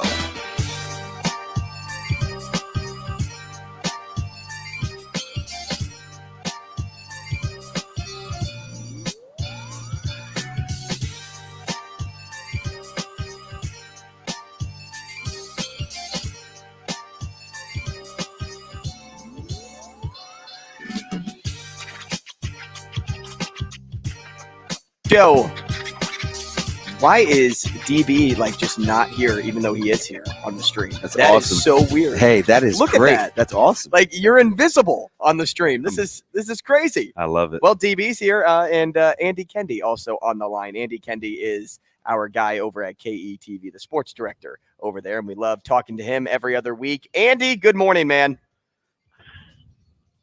Good morning, fellas. AK, you know it's four state channel wrestling. There's a big storm coming. Isn't that something? Wow. See, speaking, go ahead, AK, Mister, bring it all down. I forgot all about that, but man, are you spot on. Did you? It happens every year. Isn't that crazy? It's like, so here's the deal, though. And only TV guys would remember that. What's Bill saying? Was he the 2.5 to 3.5 guy? Well, at the beginning he was, but I think the bigger issue too is to the south, and they're supposed to get even more. And how about those kids traveling from south of Omaha, southwest of Omaha, trying to get to it? You just kind of have to adapt and adjust, and the show normally goes on. Actually, it always goes on. So we'll see what happens. Mr. Levity, Andy Kendeigh. Mhm. Good job, You know AK. what, though? Go. Hey, let me bring you up this point. Let's go back about a month, where we thought that Snowmageddon was going to hit, and it didn't. So these things. So it's you due. gotta take these things with a grain of salt, right? You just kind of we're tough. We've been through this before. We know the drill. We'll figure it out. Hey, speaking of tough, the streak snapped on the hardwood last night for the Big East team here in town, Creighton. There's one person to blame in all of this, though. That's the guy sitting to my left, because he said they wouldn't lose until March. I don't know if you caught the beginning of the show. But you know what? I'm not even going to go down that road. It's okay. Even though I kind of already look up on March the 4th, actually the morning of March the 5th, and Creighton will have ran the table. That is my good friend DB. I wasn't go going to ahead go that and far. encourage him. I wasn't AK, gonna go laugh, that far. yuck it up. Shane helped me get there, I guess. He had to drive the other half of the way. But AK, here's the question, because DB asked me if I'm into the jinx. Are you a buyer or a seller when it comes to the jinx? I'm selling. I don't. I thought of this the other day. Like, does it matter if you're wearing the same coat watching a game? No. Does it really matter? I don't think so. So tell that to Matt Coatney. Yeah. Hey, he's hilarious. I mean, it just, some things just, I'll tell you what I'm a bigger proponent of. That was one of the best regular season college basketball games. Forget about the dog in the fight, right? If you're just watching college basketball, I had a buddy of mine text me and he said, man, this Creighton Providence game, this is like unbelievable basketball. Guys are diving all over the floor, giving it their all for a regular season game. That was pretty special to see. And, Creighton, DB, if they hit a shot at the end of regular season, I know, man. Hit it at the end of the first OT, you're looking pretty, because, their schedule, you look at it on the way out, St. John's, Marquette at home, at Villanova, Georgetown at home, at DePaul. I mean, that's doable. He did say Providence was his scare. Providence was the one team that scared me. But listen, if you asked me, if you'd have said, if I said, hey, AK, Providence is going to make 8 threes, Creighton's going to make 7, who wins? What would you have said? Well, I would have definitely said that Creighton would be toe-to-toe with them, no question. The only thing is that they are so good at home, man. Providence is so tough at home. They've won, 35 of their last 36 or 34 of 35, something like that. Mm-hmm. And the other thing is, that's just something to keep an eye on. Creighton's starting 5, minutes played, 49, 47, 47, 47, 46. Those guys brought it last night. Good thing they don't play until Saturday. Get time to regroup, but woo, that's a lot of minutes. I was surprised that Providence only turned the ball over 7 times, and that thing got to overtime. They maybe feel like they left something out there too. No question, no doubt. I mean, that was just a great basketball game, you know, and you know, sometimes you win and sometimes you lose. You know, Max said it after the game. He said, you know, the other day against Saturday, the kid's foot was on the 3-point line. It turned into a 2. You know, instead of a tie game, you know, the Creighton has the lead. And then last night, Kaluma's alley-oop just gets tipped off right before he grabs it. So, you know, it can go either way. And unfortunately, last night, Creighton just went the other way. Flip it around. How impressive was, I mean, we know what happens at, you know, Jersey Subs, Mike's place, formerly known as the Rack. 14-2 at the house until last night, man. You got to be shaking your head like, how impressive is it that these guys, they pulled a rock, didn't they? They know their role and they shut their mouth. Yeah, no question. And it you know, Nebraska has a guy on their team that if he was on the opposition, you would dislike him, would you not? Keisei Tominaga. Oh, yeah. I mean, this guy gets it done for Nebraska, and he's just one of those guys saying, "How does he do it?" But he does it. And if you're playing against him, you're like, "Oh!" He just probably drives you nuts. But I'll tell you, between Derek Walker, Griesel, Tominaga, they found something there. And a little Sam Hoiberg getting how about Wilchers? Jersey, come on, CJ. The Jersey boys, the 2 kids from Plainfield, New Jersey, and Wilcher and Lawrence, a happy homecoming for them. Wilcher found his shooting stroke at the right time with 5 threes last night. It was fun to see. Tip of the cap to Fred Hoiberg. You know, you can now start talking, you know, look at the schedule and say, can they get over 500, get into a postseason tournament? And that would set a nice foundation moving forward for a team that I don't think many people thought they would be here at this point. Oh no, people wrote them off. I mean, we just weeks ago we were talking about if Fred Hoiberg. Maybe it was 1 week ago. Yeah, maybe 1 week ago we were talking about if Hoiberg was going to be. We needed Coach Alberts. Right. Yeah. Trev, right. We needed the radio show for validation. Hoiberg come back. Like, yeah, you guys get it. I'm sure I got it yesterday, even the day before. Is Coach Hoiberg, is he going to make it? Yeah, he's going to make it. He's just fine, thank you. The guy can coach, even if he has to totally do a 180 in his coaching philosophy and how basketball is played. I mean, the way that they're playing, as hot as they are, and I'm not saying that they're going to take over the Big Ten, but they could make a run in the Big Ten tournament. They could make it to the NIT potentially. Like, there's hope for things. There is hope. I'm just right. Maybe that's Kool-Aid drinking, but there's hope. I'm just trying to win the next one. AK, let me ask you real quick locally. Bigger story, the fact that once again Millard South's got 4 in a row. The whole lineup qualifies for state, which is ridiculous, or the fact that girls wrestling is blowing up. What are you looking forward to this weekend? Well, a whole host of things. It's one of the great events in Nebraska, right? And now it's even gotten better because you add the girls wrestling element to it. It's a madhouse. It's a fun house.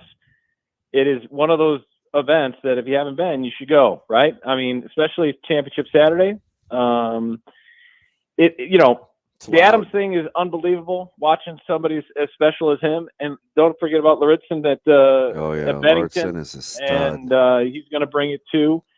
And the girls element is fantastic. But man, there's some individuals going after it, and some compelling storylines. Ellie French had a nice story this week on the Bennington siblings. A girl and a boy from the same family going to state. And those are the types of stories that high school sports this time of year are all about. It's about trying to achieve the best and making memories for a lifetime. Because these kids, this is the time to shine, and this is their one time to shine, right? I mean, you only get one chance to be in high school and go after a state title. How hard is it this early not to pencil in Tyson Terry for 4 straight?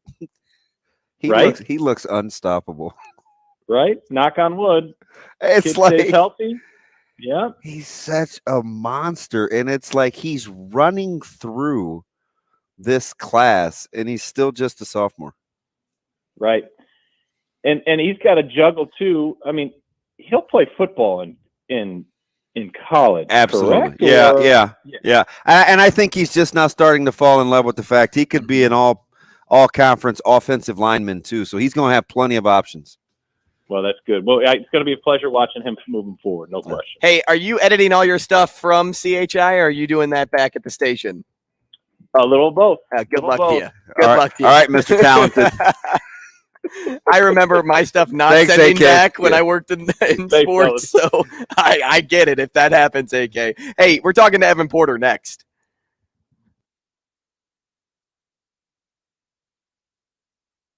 Rogers and Benning will be back in 4 minutes.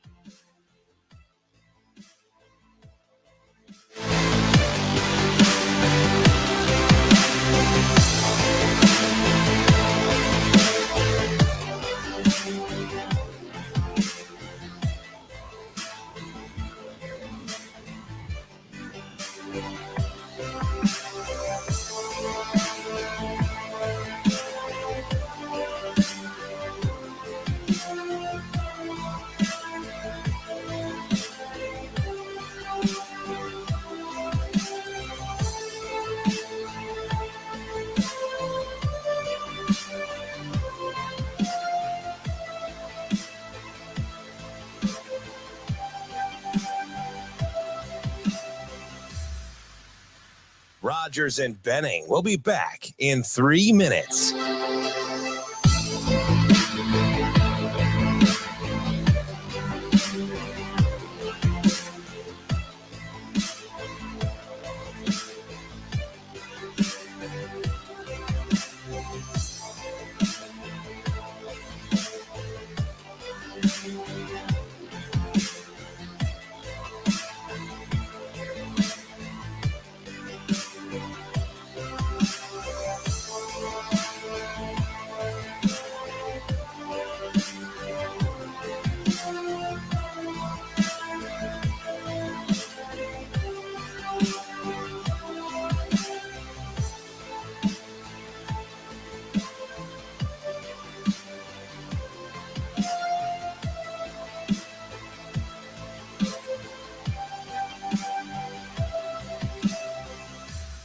Rogers and Benning will be back in 2 minutes.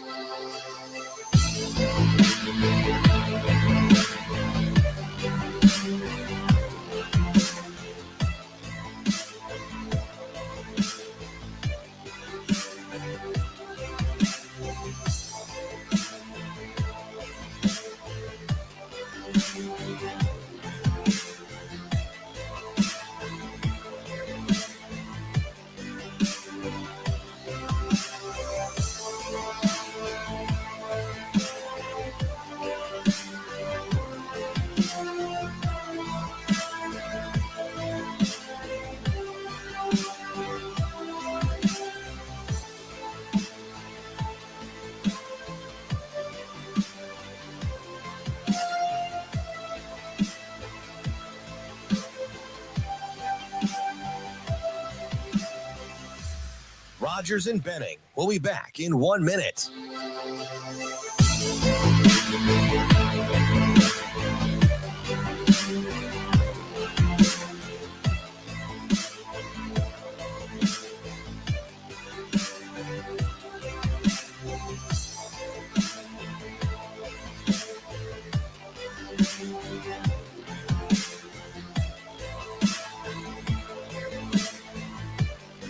Rogers and Benning will be back in 30 seconds.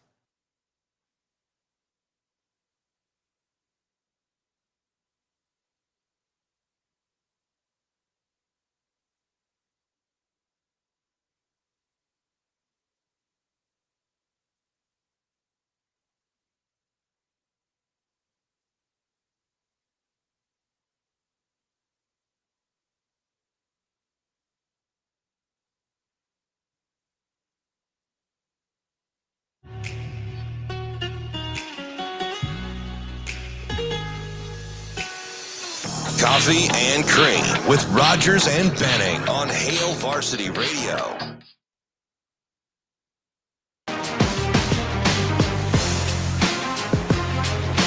Hey, welcome back to Coffee and Cream in the Morning on Hail Varsity Radio, powered by Currency, alongside Damon Benning, Andrew Rogers. Happy to have you with us here on the show, and happy to now make a couple of baseball segments a part of our Oh, morning. you're tickled. I am tickled. I'll just text Coach if he's running behind. I did. Is that what you'll do, buddy? I said, if Porter is running behind, I'll shoot him a text. I'll see if he's ready to go. Oh. Coach, it's good to hear from you, man. What's going on?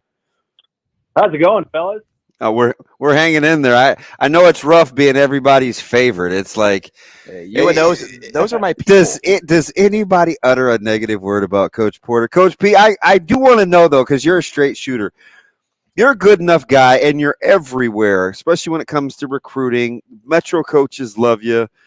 The program, new ballpark. Shouldn't we talk to you more than just a couple of times a year when the season starts? Like, do you want to just tell us, hey guys, get your act together? I'm pretty interesting, and my teams we're going to be okay. Well, it sounds like Andrew's got my phone number, so you can just shoot me a text anytime. Hey, anytime, right, Coach?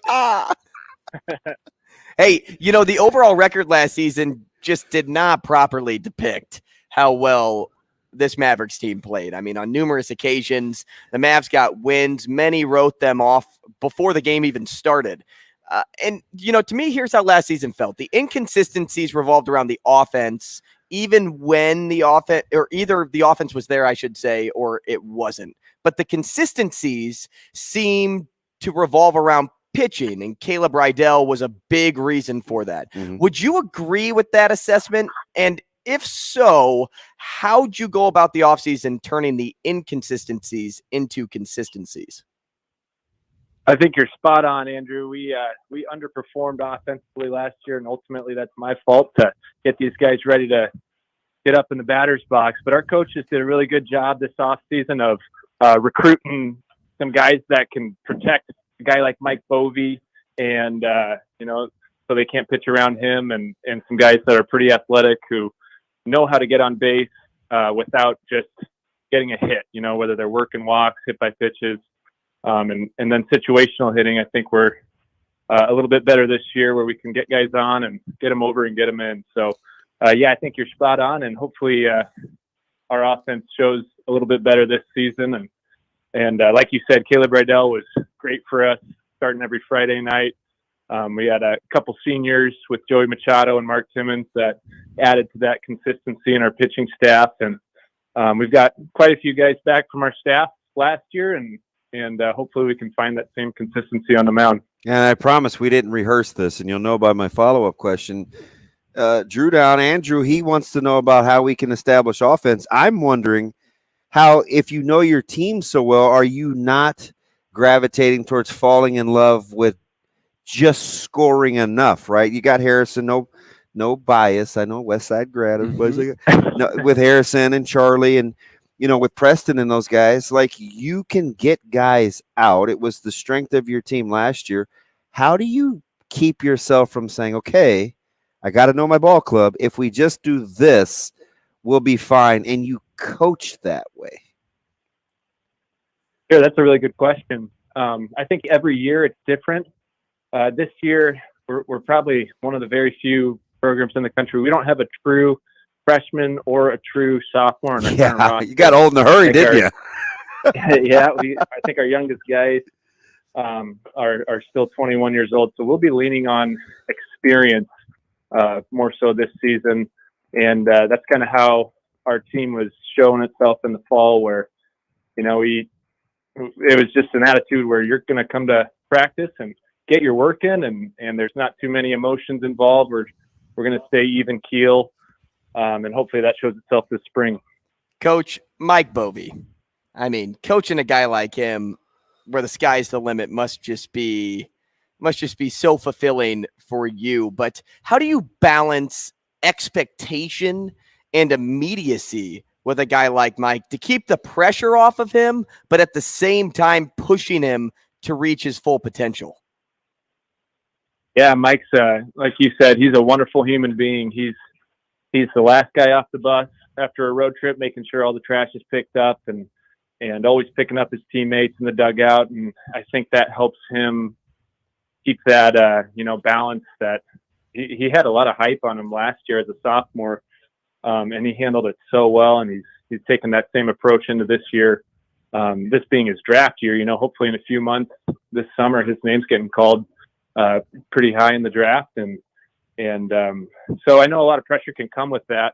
But he is such a mature kid. His dad was the head coach for Hastings College for over 20 years. And you can really see that in the way Mike carries himself, where he's a confident guy, but he's not cocky. He knows himself, his swing, his game so well that he prepares the same way every day, whether he's had a good day or bad day at the plate the day before. And I think that's what's going to help him not only this spring, but it's going to just skyrocket him through whatever organization is lucky enough to have him this summer. I think at this time last year, you and I, we were talking about Jackson Gordon and kind of what he brings to the table, kind of the do everything, the consummate professional. Mm-hmm. I know Potter's on the back end.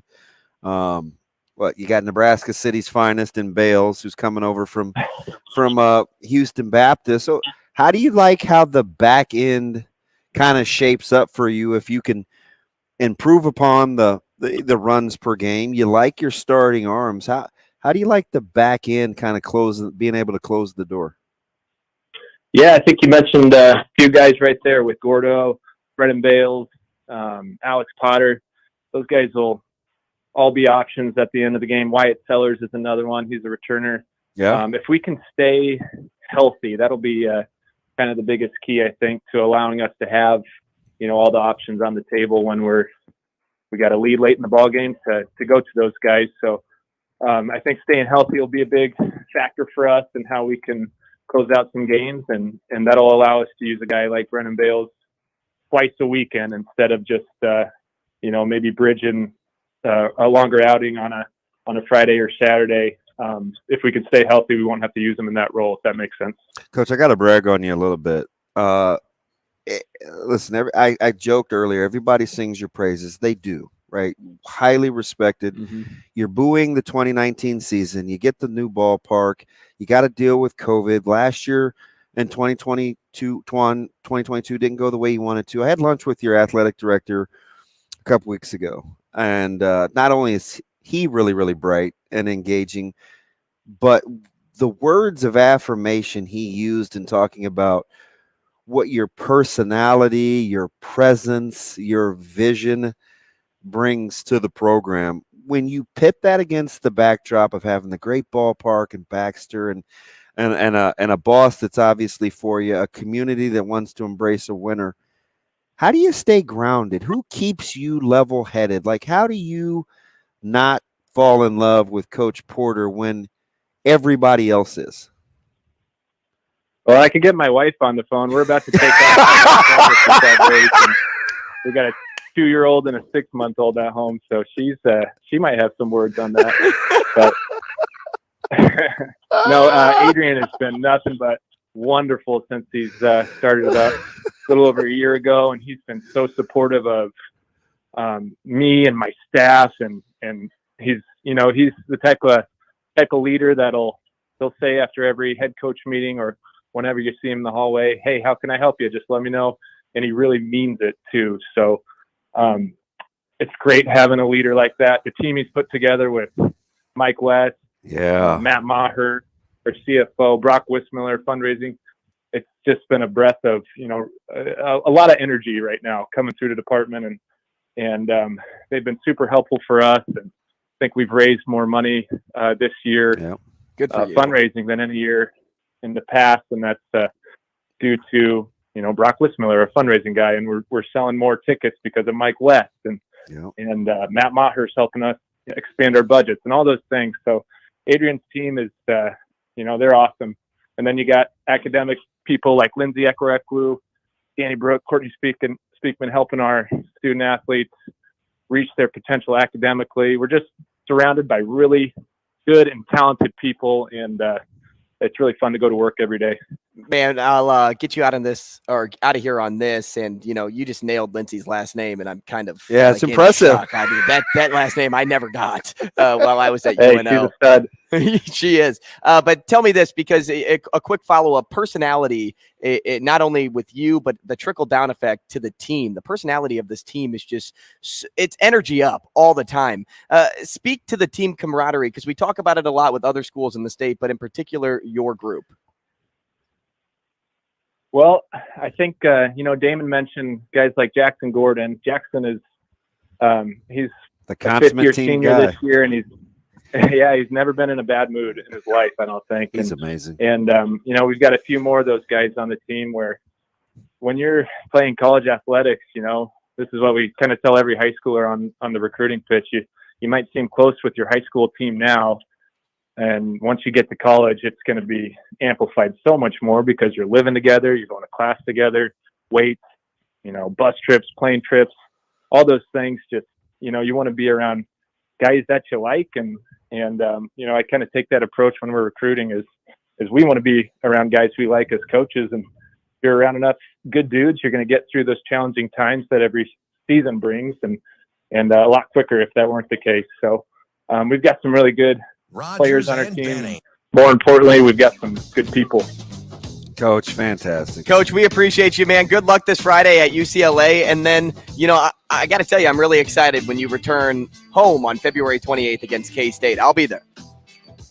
Awesome. Looking forward to it. Thanks, guys. Thanks, Coach. And we appreciate Coach Evan Porter on the show. He's the head coach over at Omaha. Coming up next, though, maybe we go right across the street. Let's talk to Ed Servais, head baseball coach at Creighton. He's next on Coffee and Cream. Rogers and Benning will be back in 4 minutes.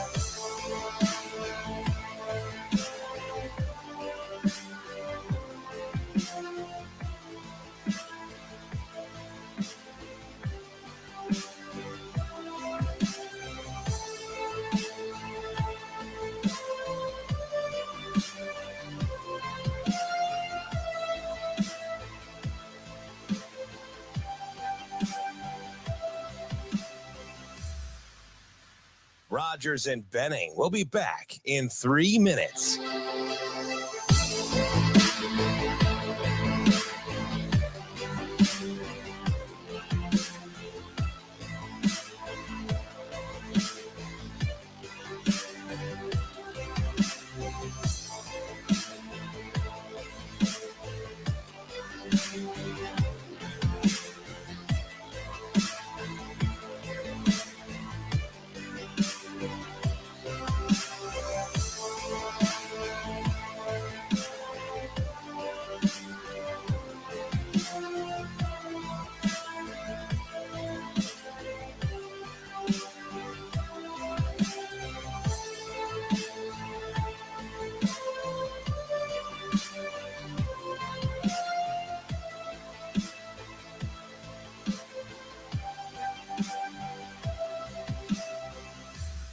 Rogers and Benning will be back in 2 minutes.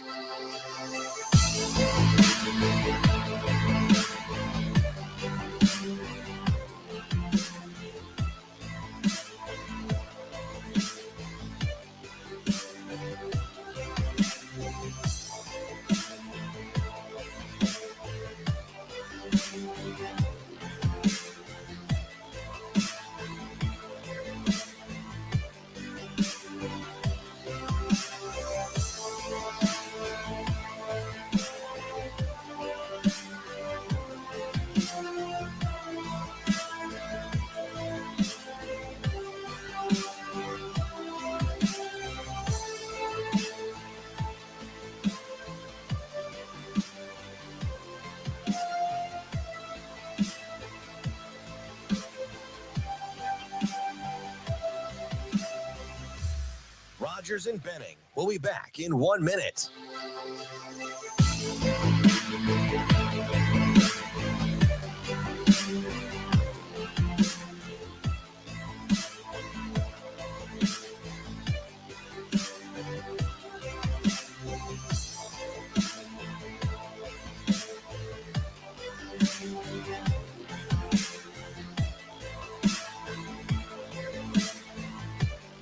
Rogers and Benning will be back in 30 seconds.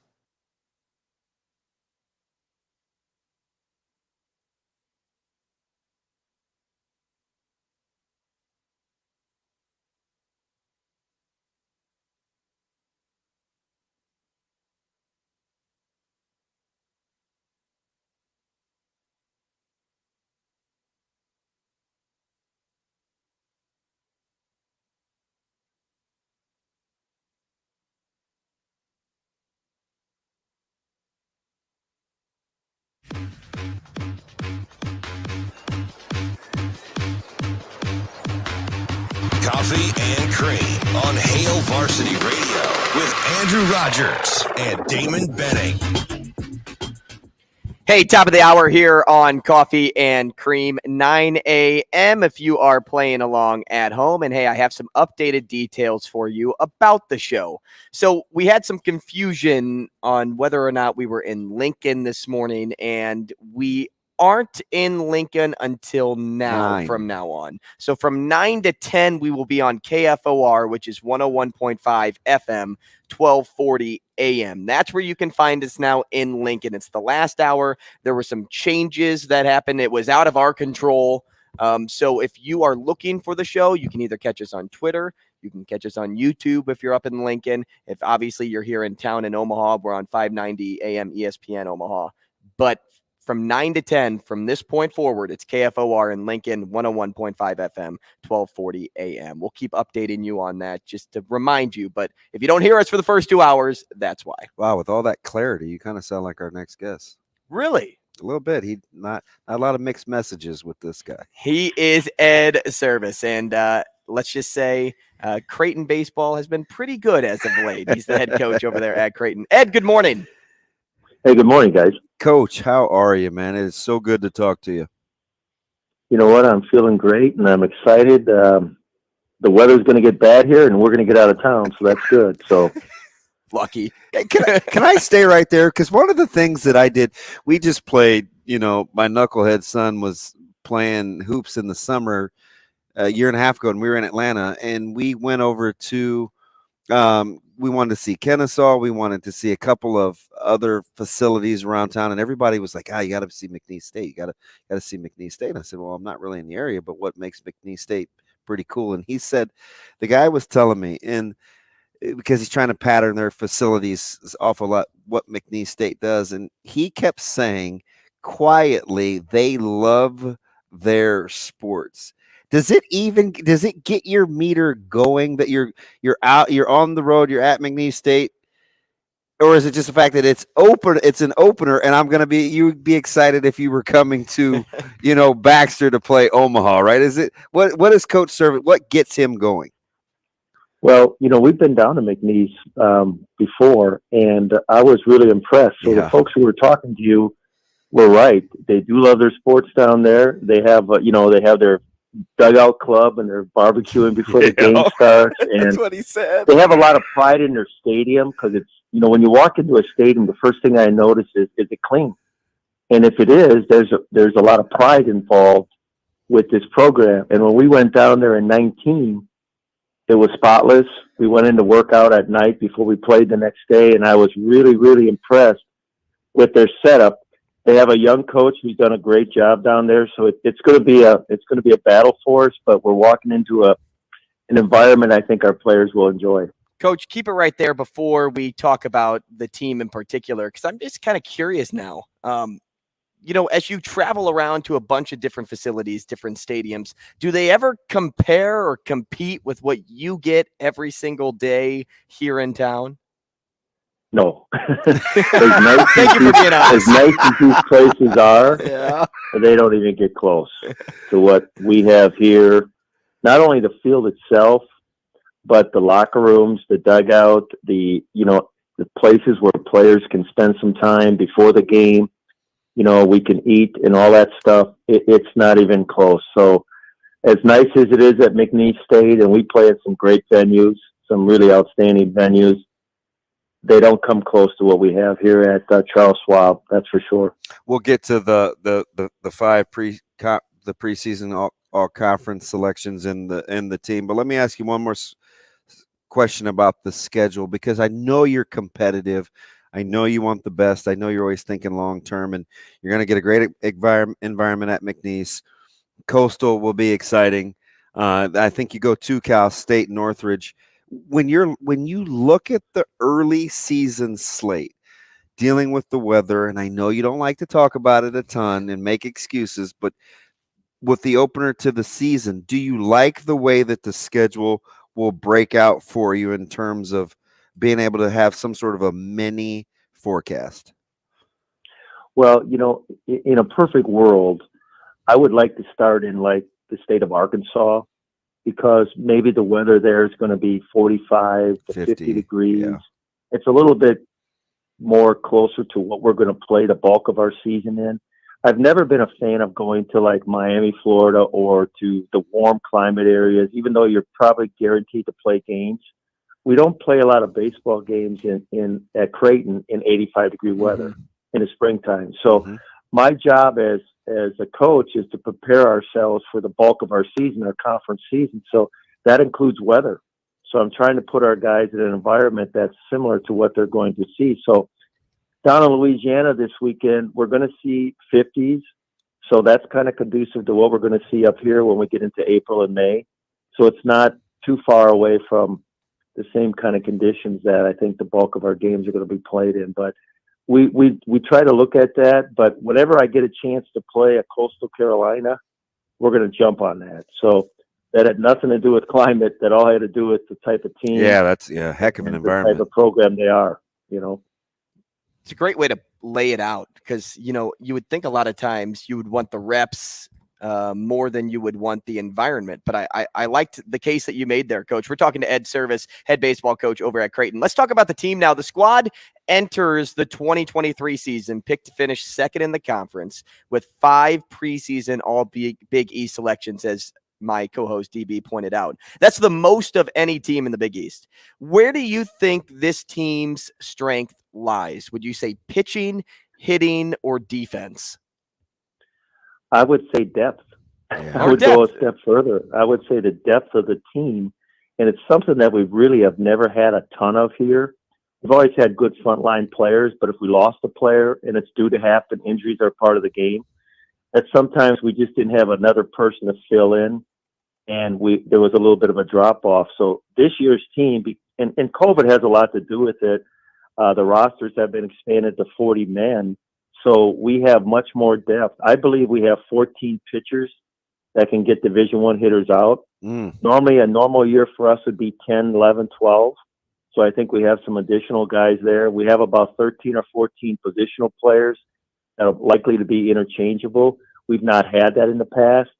So I think the depth is going to be the strength of this team from a coaching standpoint. I think sometimes the players, they don't like depth. They want to be one shortstop out there. They want one center fielder out there so they know they're going to play every game. But from a coaching standpoint, you always want to develop depth, and I think we have that this year. That's a fantastic segue. Early, we opened the show talking about how coaches a lot of times talk about they want versatility and the ability to do different things. And we were talking about your basketball team over there at Creighton and guys getting shots and having options. And I said, it really works if your culture is good and guys believe that they'll always have their opportunity, because it's hard to stay ready when you're not the one needing to be ready, right? It's always good to talk about having options until you're the guy that's the other option. How do you feel like the level of understanding? Because you can play. Shoot, I just look at let's just take 2 guys. Let's look at Grace and Meggs, kind of different kind of hitters, how they want to play. Your lineup, you can play a ton of different ways, right? You can hit and run. You can hit for power. You can chop at the gap. guys have to embrace their role. How do you feel your team's temperament will embrace the different ways that you can play? Well, I really like our upperclassmen. This is actually one of my favorite teams, and I've been doing it for quite a while now. And I've told them that several times. They're very low drama. They want to be coached. They're willing to accept roles, even though it may have been different than a role they had last year. But I think the key to all of this is communication. And I try to communicate. I try to be as honest as I can with our players. I always tell them the only thing I'm not going to share with you is budget. You do not need to know anything about the budget. That's an administrative thing. I'll take care of that. But everything else I'm going to share with you as to why we do what we do, whether it be a practice situation or whether it be a game. We like to talk a lot after games about, hey, this is why we did what we did in the 6th inning. This is why we did what we did in the 8th inning. So because it's their program, and I want them to have ownership. And I think if I can communicate that to them, they will take that ownership. And we have a great group of older players. You mentioned 2 of them, Andrew Meggs and Jack Grace. It's been a lot of fun to get to know these guys even better. And I'm really excited about what's going to happen here starting Friday when the season starts. Coach, you talk about depth, and one position that you really haven't needed depth was the guy coming out of the pen to close out games. And he was dominant for the team in 2022. You know who I'm talking about. I'm talking about T-Tom. Yes. I'm talking about Tommy. And all great teams have that automatic out of the pen to close games. And he fills those shoes nicely. How big is it having him back as a graduate student, utilizing every bit of his time that he was given to play college ball? Huge, and we put a heavy emphasis on our bullpen. We always have. Yeah. We've always been fortunate to have guys at the back end that were fearless, that were competitors, and could get outs, because those outs are different at the back end. Those are much different. They're high stressful situations, and Tommy thrives on that. Matter of fact, he doesn't do well when I put him in a game if we have a 5-run lead. That's when he struggles. He does much better in those tied games, 1-run lead type of scenarios. And the interesting thing about him is he could pitch 3 innings and give us 9 outs, or he could pitch 2 out, the 9th inning and get 2 outs. He's got a lot of versatility. You don't often see that in guys at the back end. They can only pitch 1 inning, but Tommy brings a ton of versatility to us.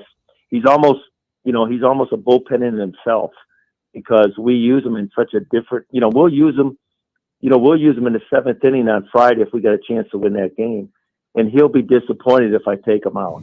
He wants to finish games. So he's a unique guy, ultra competitive, a lot of fun to be around because I like competitive people, and great teammate too. So we just got to keep him healthy. I'm tempted to use him every game, and we just got to keep him healthy as we go through the season. Coach, I'm curious to get your answer, because you can be a philosopher when you want to. How do you have a veteran team, and you don't sugarcoat anything. You're super transparent. How do you not talk about the Big East finals a year ago in the championship and not have it relate to this season? Do you flush it?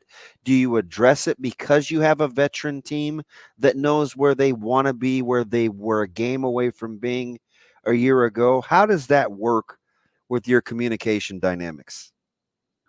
We've addressed it just very briefly, and I've tried to use it just as a way to motivate them, just as a way to say, hey, this is what happened now. Do we want that situation to happen again? If we're not interested in that, then we got to take a different path. Our preparation has to be different. Our preparation has to be better.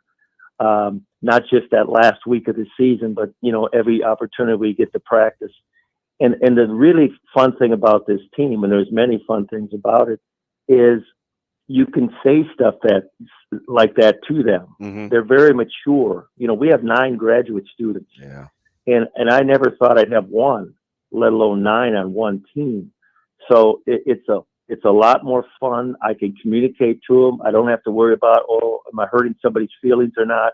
Because they know where I'm coming from too. We're all pulling in the same direction.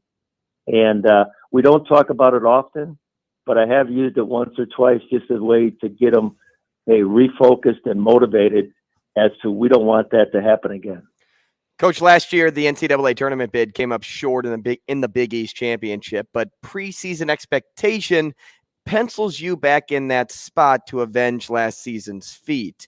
You know, the goal is always to make it to the CWS, but as you know, it's not a marathon, it is a marathon, I should say. It's not a sprint. What goals have you set forth for this team this year to help you get there? Well, we want to get off to a little bit better start. And we've conveyed this to our players that at Creighton University, every game is important. Sometimes if you're the bigger school down south or whatever, you can kind of play into your season a little bit, knowing that you're going to get an opportunity to go to a regional, you're going to have an opportunity to potentially host a regional. At Creighton University, you look at things a lot differently. We cannot play into our season. We must find a way to play it better early. And I'm optimistic because the weather has allowed us to get outside a little bit more this year than some years. So I think we're a little bit better prepared to potentially get off to a faster start. But I think if we'd have got off to a faster start last year, we might have had a chance to do something besides, you must win the conference tournament, otherwise you don't advance. And that's what the 2019 team did. They really did a great job with those non-conference games, and they set themselves up going to the conference tournament where they didn't necessarily have to win it to continue to play. And that's always been our goal. So in order for that to happen, we got to play better early. All right, one more, Coach. I promise. I fibbed on the last one just because I gotta take advantage of the topical smarts. A couple of the teams that we've talked to, Omaha, they don't have a true freshman or a sophomore. Coach Bold, he's going to start. He's got 5 fifth-year seniors on the bump alone. You guys, veteran, you've talked about it. You're an old, mature ball club. Is this a COVID thing, or is this something that you think is sustainable to get old and be old, as there's a lot of mature teams in college baseball? Yes, there is. And there's a lot of reasons for that. COVID is one. But the fact that Major League Baseball now only has 20 rounds is another reason. And then the other reason is players are realizing that we do a really good job at the college level in developing players. And then the player now only spends maybe 1 or 2 years in the minor leagues, where he used to spend 4 or 5 years in a minor league. So he'd rather spend it at the college level than in the pro game because, let's face it, the college athlete gets treated pretty well nowadays. So I think there's a lot of reasons why they're staying longer, but COVID would be at the top of the list. But I think the Major League Draft, having whittled it down to 20 rounds now, there's less opportunities for these guys to go on to the pro game, as you see a lot more seniors and fifth-year seniors playing the game. And it's been a better game for us because of that. So it's been a win-win for the college programs to have these older players in our program. Safe to say those that have kind of thought ahead maybe a year or two can recalibrate the quickest, because the rosters will reset. It's not just baseball. It's a lot of college sports that will have to reset and recalibrate recruiting after this final year. Is it a year process? Is it a 2 process or 2 year? Or is it, hey, you know what? We've already been thinking about this. I understand what we've got to be able to help supplement in the portal as well. Well, you're right. It's going to flush its way through here soon, and we're going to be back to what we consider to be normal before COVID. But then you throw in, and you mentioned the transfer portal. That is going to change everything again, because I feel bad sometimes for the high school athlete because they're getting overlooked now, and a lot of programs are saying, okay, if we need 4 players for next year's roster, let's go to the transfer portal and get those 4 guys. Because I don't want to really get engaged in developing young players like you have to when you bring a high schooler or a freshman into your program. We're never going to go that route. I like a little bit of blend. I like to work with the young players. I like to have the players in our program for 3, 4, 5 years, because then they know me, I know them. It just works better that way. Sometimes when you get a grad guy, as good as they may be, there's still an adjustment period. And usually during that adjustment period, not a lot of good things are taking place. So we're gonna try to continue to recruit high school players, and then we'll pluck up transfer portal guy every once in a while. But I think that transfer thing is we don't know quite the impact that has on baseball quite yet. We're probably going to have to see it through another year or two before we really fully appreciate the impact of the transfer portal in baseball. God, fantastic stuff, Coach, we appreciate your thoughts. We appreciate your knowledge, and good luck this Friday. Best wishes, Coach. Hey, thanks much, guys. I appreciate it. Hey, thank you, Coach. That's Coach Ed Servais, head coach over at Creighton Baseball. That's fantastic.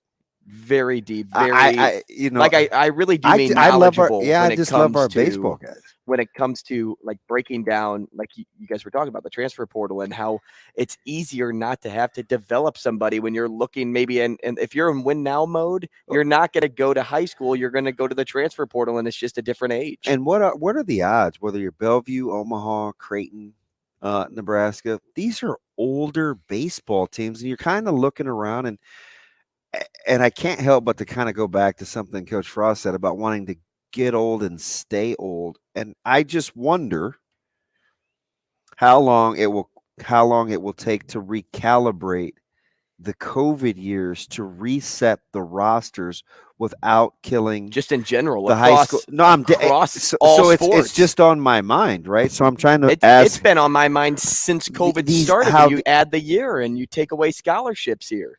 Yeah, I'm looking at guys like Dominic, guys that came over, from Notre Dame. He's a Fremont Bergen guy in high school in New Jersey, and I'm just looking at his. I think he's going to be he's going to be a junior for Creighton. I think he's played like 3 years of college baseball, a sophomore, I should say, and he's played 3 years of college baseball, and I'm just like, how long will it take for that to reset? Mm-hmm. It's a great thought. That's why I always look at Nebraska scholarship distribution chart in football, right? They're going to end up having single-digit number of seniors before it's all said and done. My guess, it's going to be you have single-digit seniors. That's crazy if you're in high school wanting to go to school. It turns a lot of kids off sometimes. Well, I think basketball is probably the most difficult. Because people roster just size. Flip it around, and it's hard to be a tweener high school player and get those offers. But it's also hard I like to find this answer. room, right? Yeah, like you can be a bench guy. There's a lot of coaches that welcome you to be. Hey, you're essentially here for practice, right? And the one thing I didn't think of that he said, which is why it's above my pay grade. See, the draft being only 20 rounds now, that's one thing I did not think of off the top, because I'm like, these rosters are going to have to turn around. I'm just looking at some of these teams and their power rankings and how old they are. I'm like, this is weird. We heard Coach Bolt say, well, we have X amount of fifth-year seniors, which is odd in our game. It's kind of cool now to be a junior in college. How would you like to be Toppin? Now, his team isn't very good in Kentucky, but 3 years ago, it'd be like, too old, been in the game too long, man. He's tarnished. But now you kind of want some veterans because you're playing against grown-ups. Right. And you're in that age to where you're playing against experience now. Yeah. You're playing against guys that have been there, done that for 4+ years. If you bring in young talent, sometimes the game translates. You're literally playing 18 versus 23. Right. And sometimes it translates for the best ones. If you're the most talented on the floor, more times than not, it doesn't matter how old you are, how young you are. You're just the most talented. And just imagine, it matters in high school, which is why you see so many people reclass, right? I mean, Isaiah McMorris is going to be 19. Davon Hall is older. Like, when you look at some of these guys that are a year and a half, 2 years older than people that they're playing against, just magnify that in college, right? Purdue had 2 fifth-year guys playing against 2 redshirt freshmen at Nebraska, and I say redshirt because one of them was a COVID year. You only been on campus 1 year. That stuff matters, man. Hey, before we change gears, I want to take a moment and tell you about Zipline Brewing. They have this Mosaic IPA, which Shane was a huge fan of. Loved it. A delicious West Coast style IPA. Shane, I think you just want to be on the West Coast right now. Get away from the weather. Maybe I sat around. I had 2-3 beers in a row. I said in a row. And let me tell you, though, Shane, you chose well because this is the U.S. Open Beer Championship silver medalist you're drinking in a very crowded category. It's an American IPA.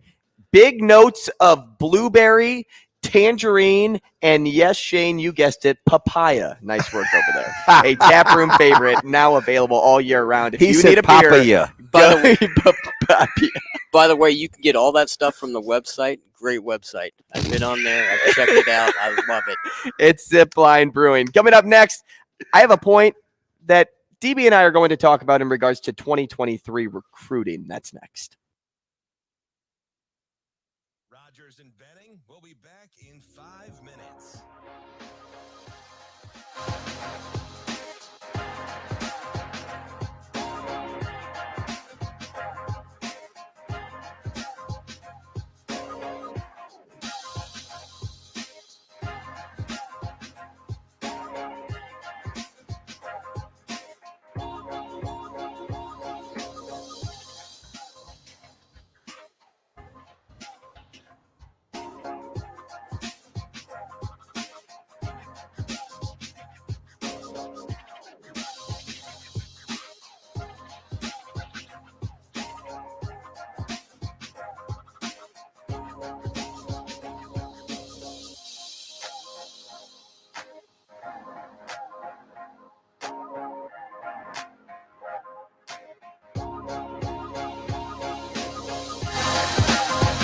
Rogers and Benning will be back in 4 minutes.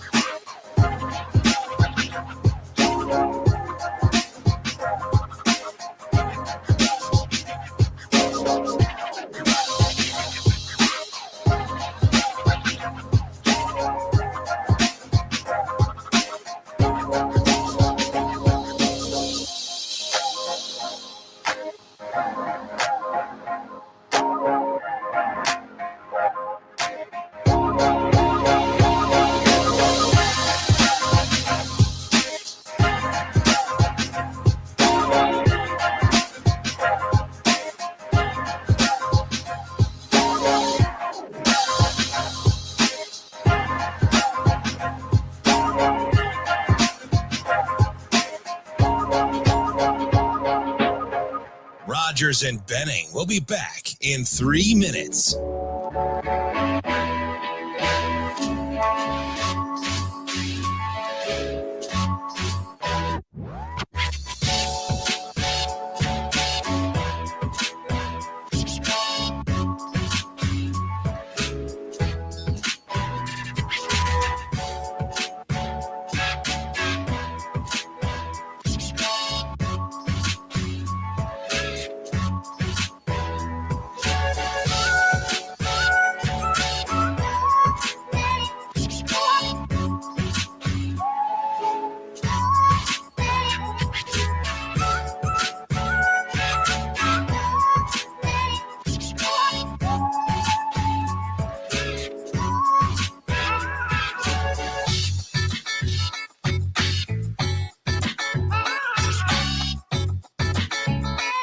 Rogers and Benning will be back in 2 minutes.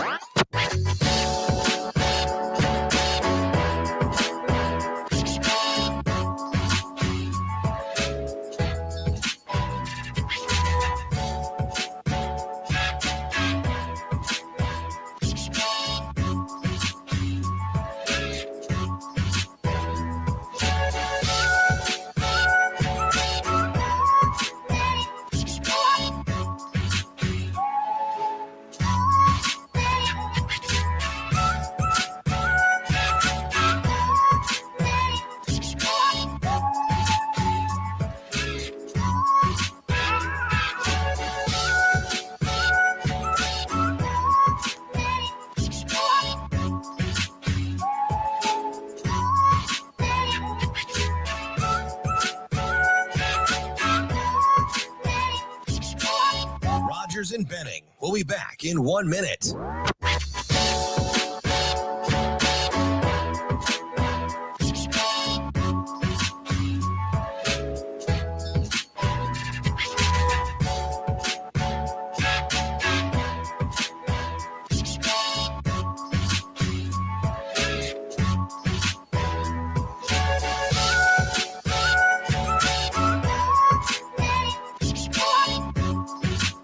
Rogers and Benning will be back in 30 seconds.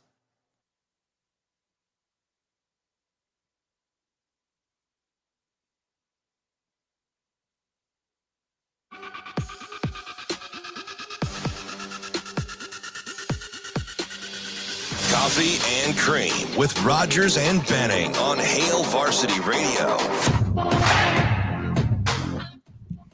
Hey, welcome back to the show, 888-638-4876, if you'd like to get involved at any point. I read an article this past week, and it was written by Mitch Sherman at The Athletic, and he was talking about, in Matt Rule's college coaching history, position change is a part of the game. And he mentioned Nate Hairston, Blake Lynch, Hassan Reddick, your guy at Baylor, the only guy that really stuck around at Baylor whenever Coach Rule took over. Jalen, is it Petre? Yeah. Well, was Fleeks? Did he stick around? Because he's like 9th year now. Yeah, yeah, he is. Maybe. Okay, so it may have been a couple of people. But these are all guys that are in the NFL, right? So it's guys that were like not really big finds. Those were the position change point of his article. But the big find was Hassan Reddick, right? Mm-hmm. A guy that was a walk-on, came in to play safety, got moved to edge, worked his way up, always had a good attitude, and now he's one of the best pass rushers in the NFL. And that's kind of where this story kind of started. When, at least for me, it really sparked my interest. So with a lot of competition this offseason, movement around the roster, some positions have more holes to fill than others at Nebraska. And I'm not looking for the best recruit when I say this, DB, but someone who's willing to learn. I'm taking someone with maybe off-the-wall athleticism, maybe the other characteristics that need to be a well-rounded football player. Could be the guy that popped that doesn't have a real defined spot right now. Correct. I got one. When you look at the 2023 recruiting class, everybody out there, transfer or high school, who could be considered as Rule's next big find? So, like, if I'm, because as I understood the question yesterday, kind of, when we were texting back and forth, I wanted to wring your neck through the phone, but that's okay. You owned it, so it was cool. I missed it. I was like, wow. So, you know what? Like, you know who came to mind immediately? Hit me. VCJ, Vincent Carroll Jackson. Because I'm not sure what he's going to do. Right. But I think he's talented. I think he has a big personality, so he can kind of help with the the promotion of Nebraska. Like, if he does, he's the guy that I could see this, and I'm so weird, which is why I was asking follow-up questions, right? Because do you know what I envision? And I'm not saying he's going to the league, but he would be the guy that on Monday Night Football would say something funny like University of Nebraska, AKA Matt Rule University, home of the black shirts, GBR, go big red. Like he would be the guy that changes it up. He's that dude. He's not the one that would just say like if you watch him on social media, University of Nebraska. Yeah, he's going to hype his school because, I mean, he's the guy, one of the guys doing a lot of the peer-to-peer recruiting, right? He's just kind of, he's an interesting guy. He's kind of quirky. VCJ is kind of who I thought of in that role because you kind of see it, you envision it, then you develop it to be that. He was initially who came to mind. I like that point. To further branch off of something that you just said, because here my brain goes another direction, of course. When you talk about those intros on Sunday Night Football, like, are you a fan of when they say like their grade school or their middle school? It's whatever. Like I don't, you know what I mean? Like, because who knows what I would do? Lower Dodge Elementary. For me, Morton Junior High. Right. For I me, don't know what I'd say. I'm not a fan of it, and the reason for it is like when I was learning Barry sports, Rogers. Yeah, a little bit. When I was very buttoned up. When I was learning sports, it was better for me to know where they went to college than when they went to grade school or middle school. So like if I could know about a guy that I didn't know about, I'm just watching Sunday Night Football and I'm seeing a lineman that I don't pay attention to.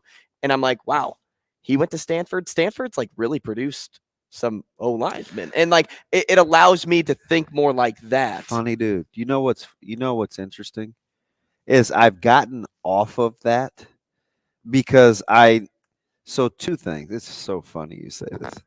So I've gotten off of this for two reasons. Number one, when I signed with my agent, it was Schwartz and Fabricant. Okay. Kerry Fabricant, Neil Schwartz. And I had the same agent as Mike Menner. And we went to dinner one day after a pro workout. We went to the Upstream downtown in Lincoln. And he said, this is so interesting, fellas. Well, number one guy ended up being a second round draft pick. The other guy was a free agent. So aside from those differences, he said, this is so interesting on the perceptions of the schools. Mike was playing free safety. It was, black shirts. It was DBU. At the time, they were cranking out guys like had a lot of swag. His testing numbers validated what they saw in film. Me, on the other hand, really good testing numbers, 10-8 broad, whatever it was, right? So it was, kind of the knock on Nebraska running backs is you're used to running through too many holes. College typically can be too easy for Nebraska running backs. So it soured me on just affiliating a school with X amount of pro deal. And I just heard it the other day with Riley Moss. Riley Moss was doing an interview after one of the practices, and can't remember the guy from the NFL Network. He was like, hey, listen, the NFL scouts, I'm talking to these guys. They know that they're getting blank player from Iowa. Sound, heady, smart, sure, all these terms. And I was like, man, you're afforded that kind of luxury just based on the school that you come from. Because that's how wide receivers that don't even play for college teams like Alabama have 6-year careers in the league because they were the 6th receiver at Alabama, right? So I kind of soured on that over time, but I see it manifest itself. Do you know what I like to do now? This is weird. I like to see where somebody went to high school and who they played against. Like that's kind of what it just requires a lot more work on the back end. It does, end. But that's why I like most recently Ramir Johnson. Why do I like Ramir? Man, Ramir went to a high school where there had to be regiment. They were used to winning. He had to do things a certain way. He wasn't the best guy on his team. He had to drive an hour to school. So I started doing that because I just felt like, I understand getting the benefit of the doubt, but we even do it with transfer portal guys. Wynn's from Alabama, Sherman's from Georgia. Like, we don't know. We just fall in love with the college. Yeah, well, and I think that's just because the majority of people reference that's college and know. Everything. And for you, like you are definitely in the minority when you say, hey, I would prefer to know where you went to high school than college. The majority of people would rather know where you went to college just to know where you went to college. Because that's at least what sparks more conversation. Going back to our original point, though, DB, for me, I think the next big find, and it may be a little more obvious than VCJ, is MJ Sherman. And, I've liked MJ since he first committed. He's someone who embraces competition. He isn't afraid to get a little dirty in the process. I mean, remember a month ago, when I made the claim, don't be surprised if he's a captain come August. And it was kind of like I looked at you. Right. But because of the new staff, I thought, hey, we're going a new direction with everything. He's a silent leader. He leads by example. He embodies everything Matt Rule is about. His relatively limited role in stat line of 15 career tackles is more a product of Georgia's elite talent rather than his own struggles, because me, I'm not the type of guy that says, hey, when things get hard, move on, move somewhere else instead of fighting through it because you're worried about X, Y, and Z happening in front of you. No, I'm big into battling through adversity. Not to say that I'm not all in on somebody saying like, hey, I'm not getting the playing time. I want to go somewhere where I'm going to get it, but I want you to move on for the right reasons. This is one of those things for MJ Sherman. He put in the work. He did as much as he could at Georgia to be involved in special teams and even sometimes on defense, but now he's ready to do it full time. He's ready to get there full time, but he never let that get to him.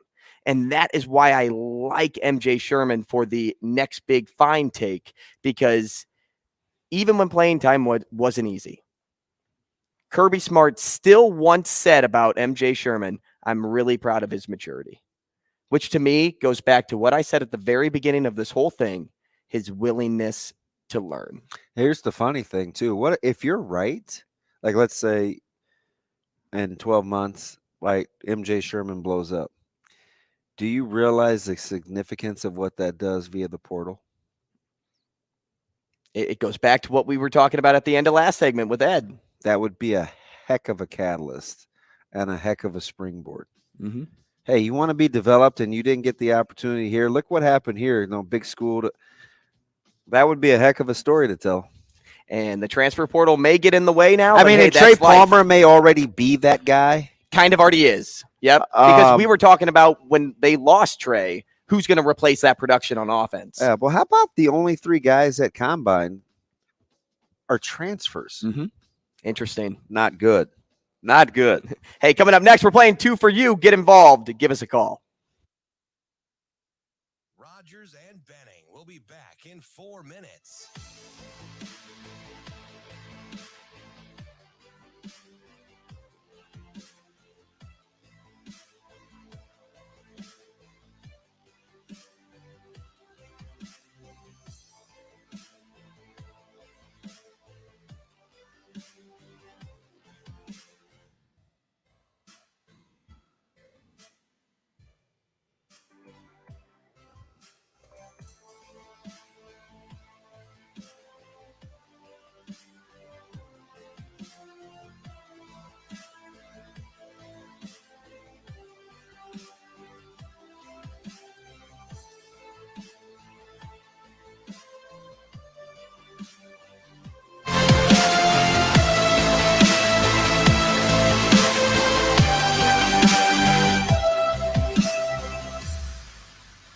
Rogers and Benning will be back in 3 minutes.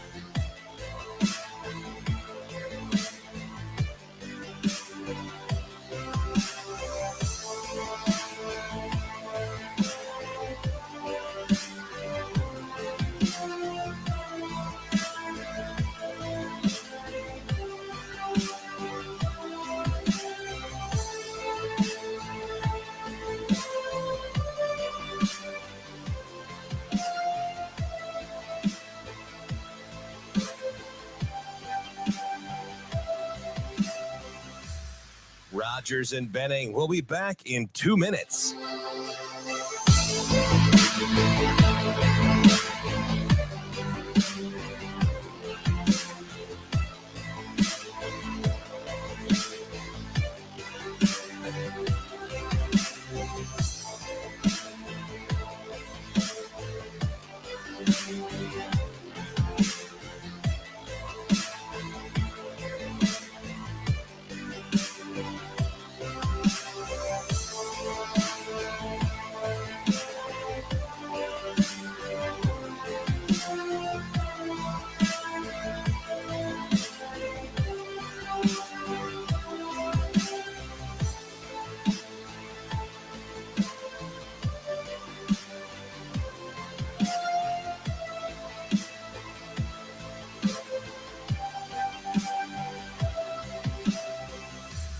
Rogers and Benning will be back in 1 minute.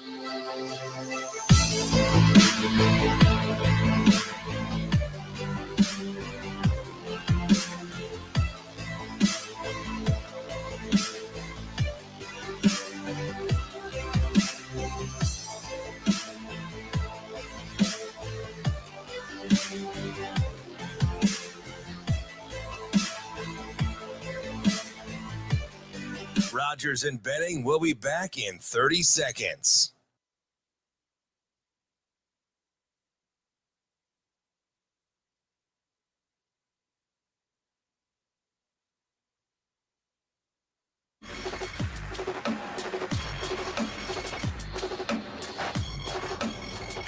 Coffee and Cream with Rogers and Benning on Hail Varsity Radio.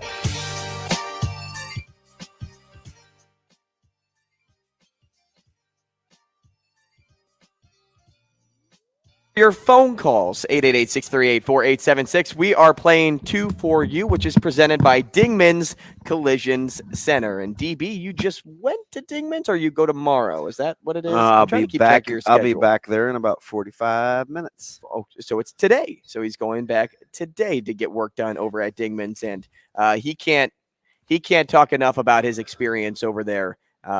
And I'll let him add into that. But you know why he can't talk enough about it? It's because they are so involved in helping the community. They're family owned. They're a family run local business. They've been in the business for over 25 years now, so they must be doing something right. They have 4 locations all throughout the metro area, along with that standalone mechanical shop over at 120th and Maple, which is where you went, if I'm correct. Exactly, 120th. And all in all, you can't work with a better group of people. So if you have car trouble or any issue with your car that may need fixing, they work on all makes and models from Fords to Teslas. Take your car over to Dingman's and they will take care of you. Make sure to mention the show too, and let them know that they're getting their worth just by working with us, because we like working with them. 2 for You time. You excited? Because we're going to play regardless if we have a listener or not. Yeah, I'm always in on 2 for You. And we want to give away gift cards. So give us a call. We'll start playing. And it's Hail Varsity Club gift cards where the food's just fantastic. And you can end up using it on Friday when you come to our live show. Oh, how about that? Why not? We could be with our non-aforementioned buddy that decided to drink his breakfast. That was funny. I don't think he ate, but he stayed for 2 hours with his partner in crime. I was like, good on you. I wish I had one of those jobs. That'd be yes. That was it? Yes. Okay. That's sad. Yeah, I remember. I remember. I was just trying to remember if they got any food. No. Nothing to fill their belly up with. No. But hey, you're playing for a $10 gift what card. Do you use, a blender or something? Pardon? Or was he drinking like Bloody Marys? Yeah, no, he was it drinking. It was orange juice in there. Yeah, he was the guy. Yeah, he was actually. Oh, yeah, remember they stayed. So he was getting it in early. Yeah, they stayed. Gotcha. Now, in his defense, he didn't get here until about 8. Well, because he was. So he stayed the night before, and he had to continue the next day. He had to sleep in a little bit. Who knows? It's like, hey, we got some recordings to do. All right, Shane, kick off some music. You and DB are going to go first. Why? Because I like when you play with Shane. Oh, boy. Hey, so with the special, they have like the chicken tortilla soup that Shane loved. They have the jalapeno pepperoni and cream cheese pizza today, and the cherry something or other smoked wings. I told you. I went cherry chipotle. Is that what it is? Yeah. Because you're not sweet, right? That's not you. I'm not a sweet meat guy. Sweet. Yeah. All right, you ready though? I'm ready. Shane, you ready? Let's get it. All right. I like how you said "let's get it" before you even said he was ready. Let's go. Let's just go. Let's go. All right, guys. A Nebraska football alum that played in the Super Bowl. Do I need to write this down? Okay. All right, I got it. A state that borders Arizona. Wow, really? Okay. Well, there's like 3 or 4. Maybe okay. 3. Okay. Heads or tails? Wow. That's just a tip.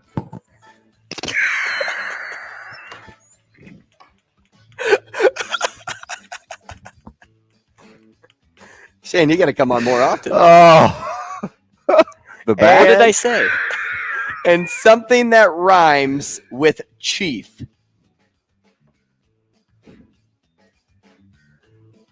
Wow.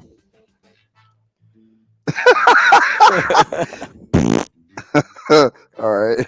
You ready? Let's play. All right, guys. You're an idiot. Hey, a Nebraska football alum that played in the Super Bowl. 3, 2, 1. Sue. That a boy. That a boy. 1 for 1. A state that borders Arizona. 3, 2, 1. California. Those aren't the same name. 1 for 2. Still a good batting average. You're in the Hall of Fame right now. Oh, shoot. Hey, guys, heads or tails? 3, 2, 1. Heads. That's a winner right there, but we're going to play again. Hey, something that rhymes with chief. 3, 2, 1. Leaf. I said leaf. Did he say belief? He said believe. I mean, because it made too much sense to just say leaf. I mean, Yeah, why not put the B in there, right? Just make it as Don't you have some complicated. belief?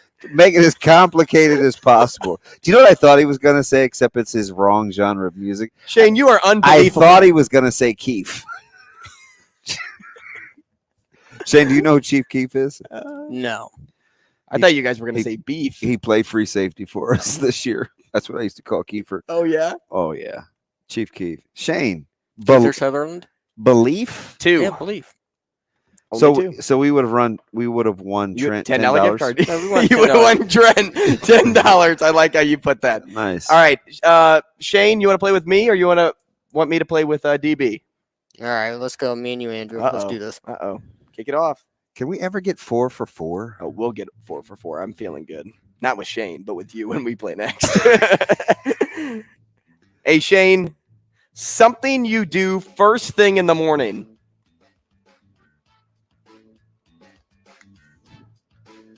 Okay. A Pop-Tart flavor.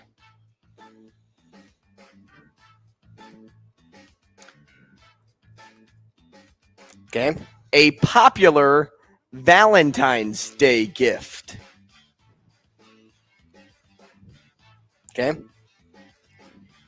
And something you'd order at Hale Varsity Club. Oh, you know this one. Okay. I'm trying to think of what would Shane order. All right, I'm gonna go with this. All right, I'm ready. DB, you gonna count us down for me? Yep. All right, Shane. Something you do first thing in the morning. 3, 2, 1. Number 1. Attaboy. Could you just not have said P? No, I had to be a little bit outrageous when I said Number 1. Number 1. What are you, 3? Oh, well, we found out I'm 4 because I pick on you. DB, I didn't say that. You said that. Hey, you're just in that. He picks. You're on in me. that childlike mindset today. We get it. We get it. You say jerk. That kind of stuff.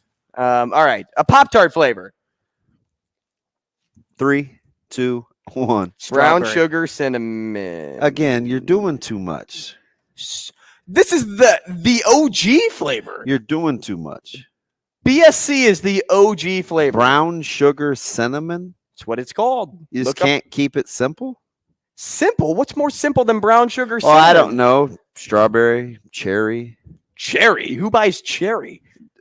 Going with commonality here with Shane. He's Mr. Simple. Okay. Strawberry? How'd that treat you? Come on. Shane, you're wrong. Of course. A popular Valentine's Day gift. 3, 2, 1. Chocolate. Wow. I thought he was going to say flowers. Me too. I thought so. And I'm like, oh, please say chocolate. Chocolate's the right answer. Okay. Cinnamon brown sugar's fine. And something you'd order at Hale Varsity Club. I almost gave my answer. Hey. I took this as something I would order. Okay. Of course you did. Well, thank goodness. Not something just a Get it down. generic person would order. Well, I think what he's going to say is pretty generic as well. Okay. 3, 2, 1. Hamburger. Burger. Yep. That a boy. All right. Wait, is that 3? 3 out of 4. You would have gotten Pop-Tart flavor. Come on, Shane. I don't eat Pop-Tarts. Why didn't you just say like powdered rainbow cinnamon sprinkle Chocolate glaze? chip cookie dough. Chocolate chip cookie dough. Shane, how much time we have? One more? I watched a guy. 2 minutes. I watched a guy on TikTok do taste tests for the chocolate chip cookie dough Twix and the chocolate chip cookie dough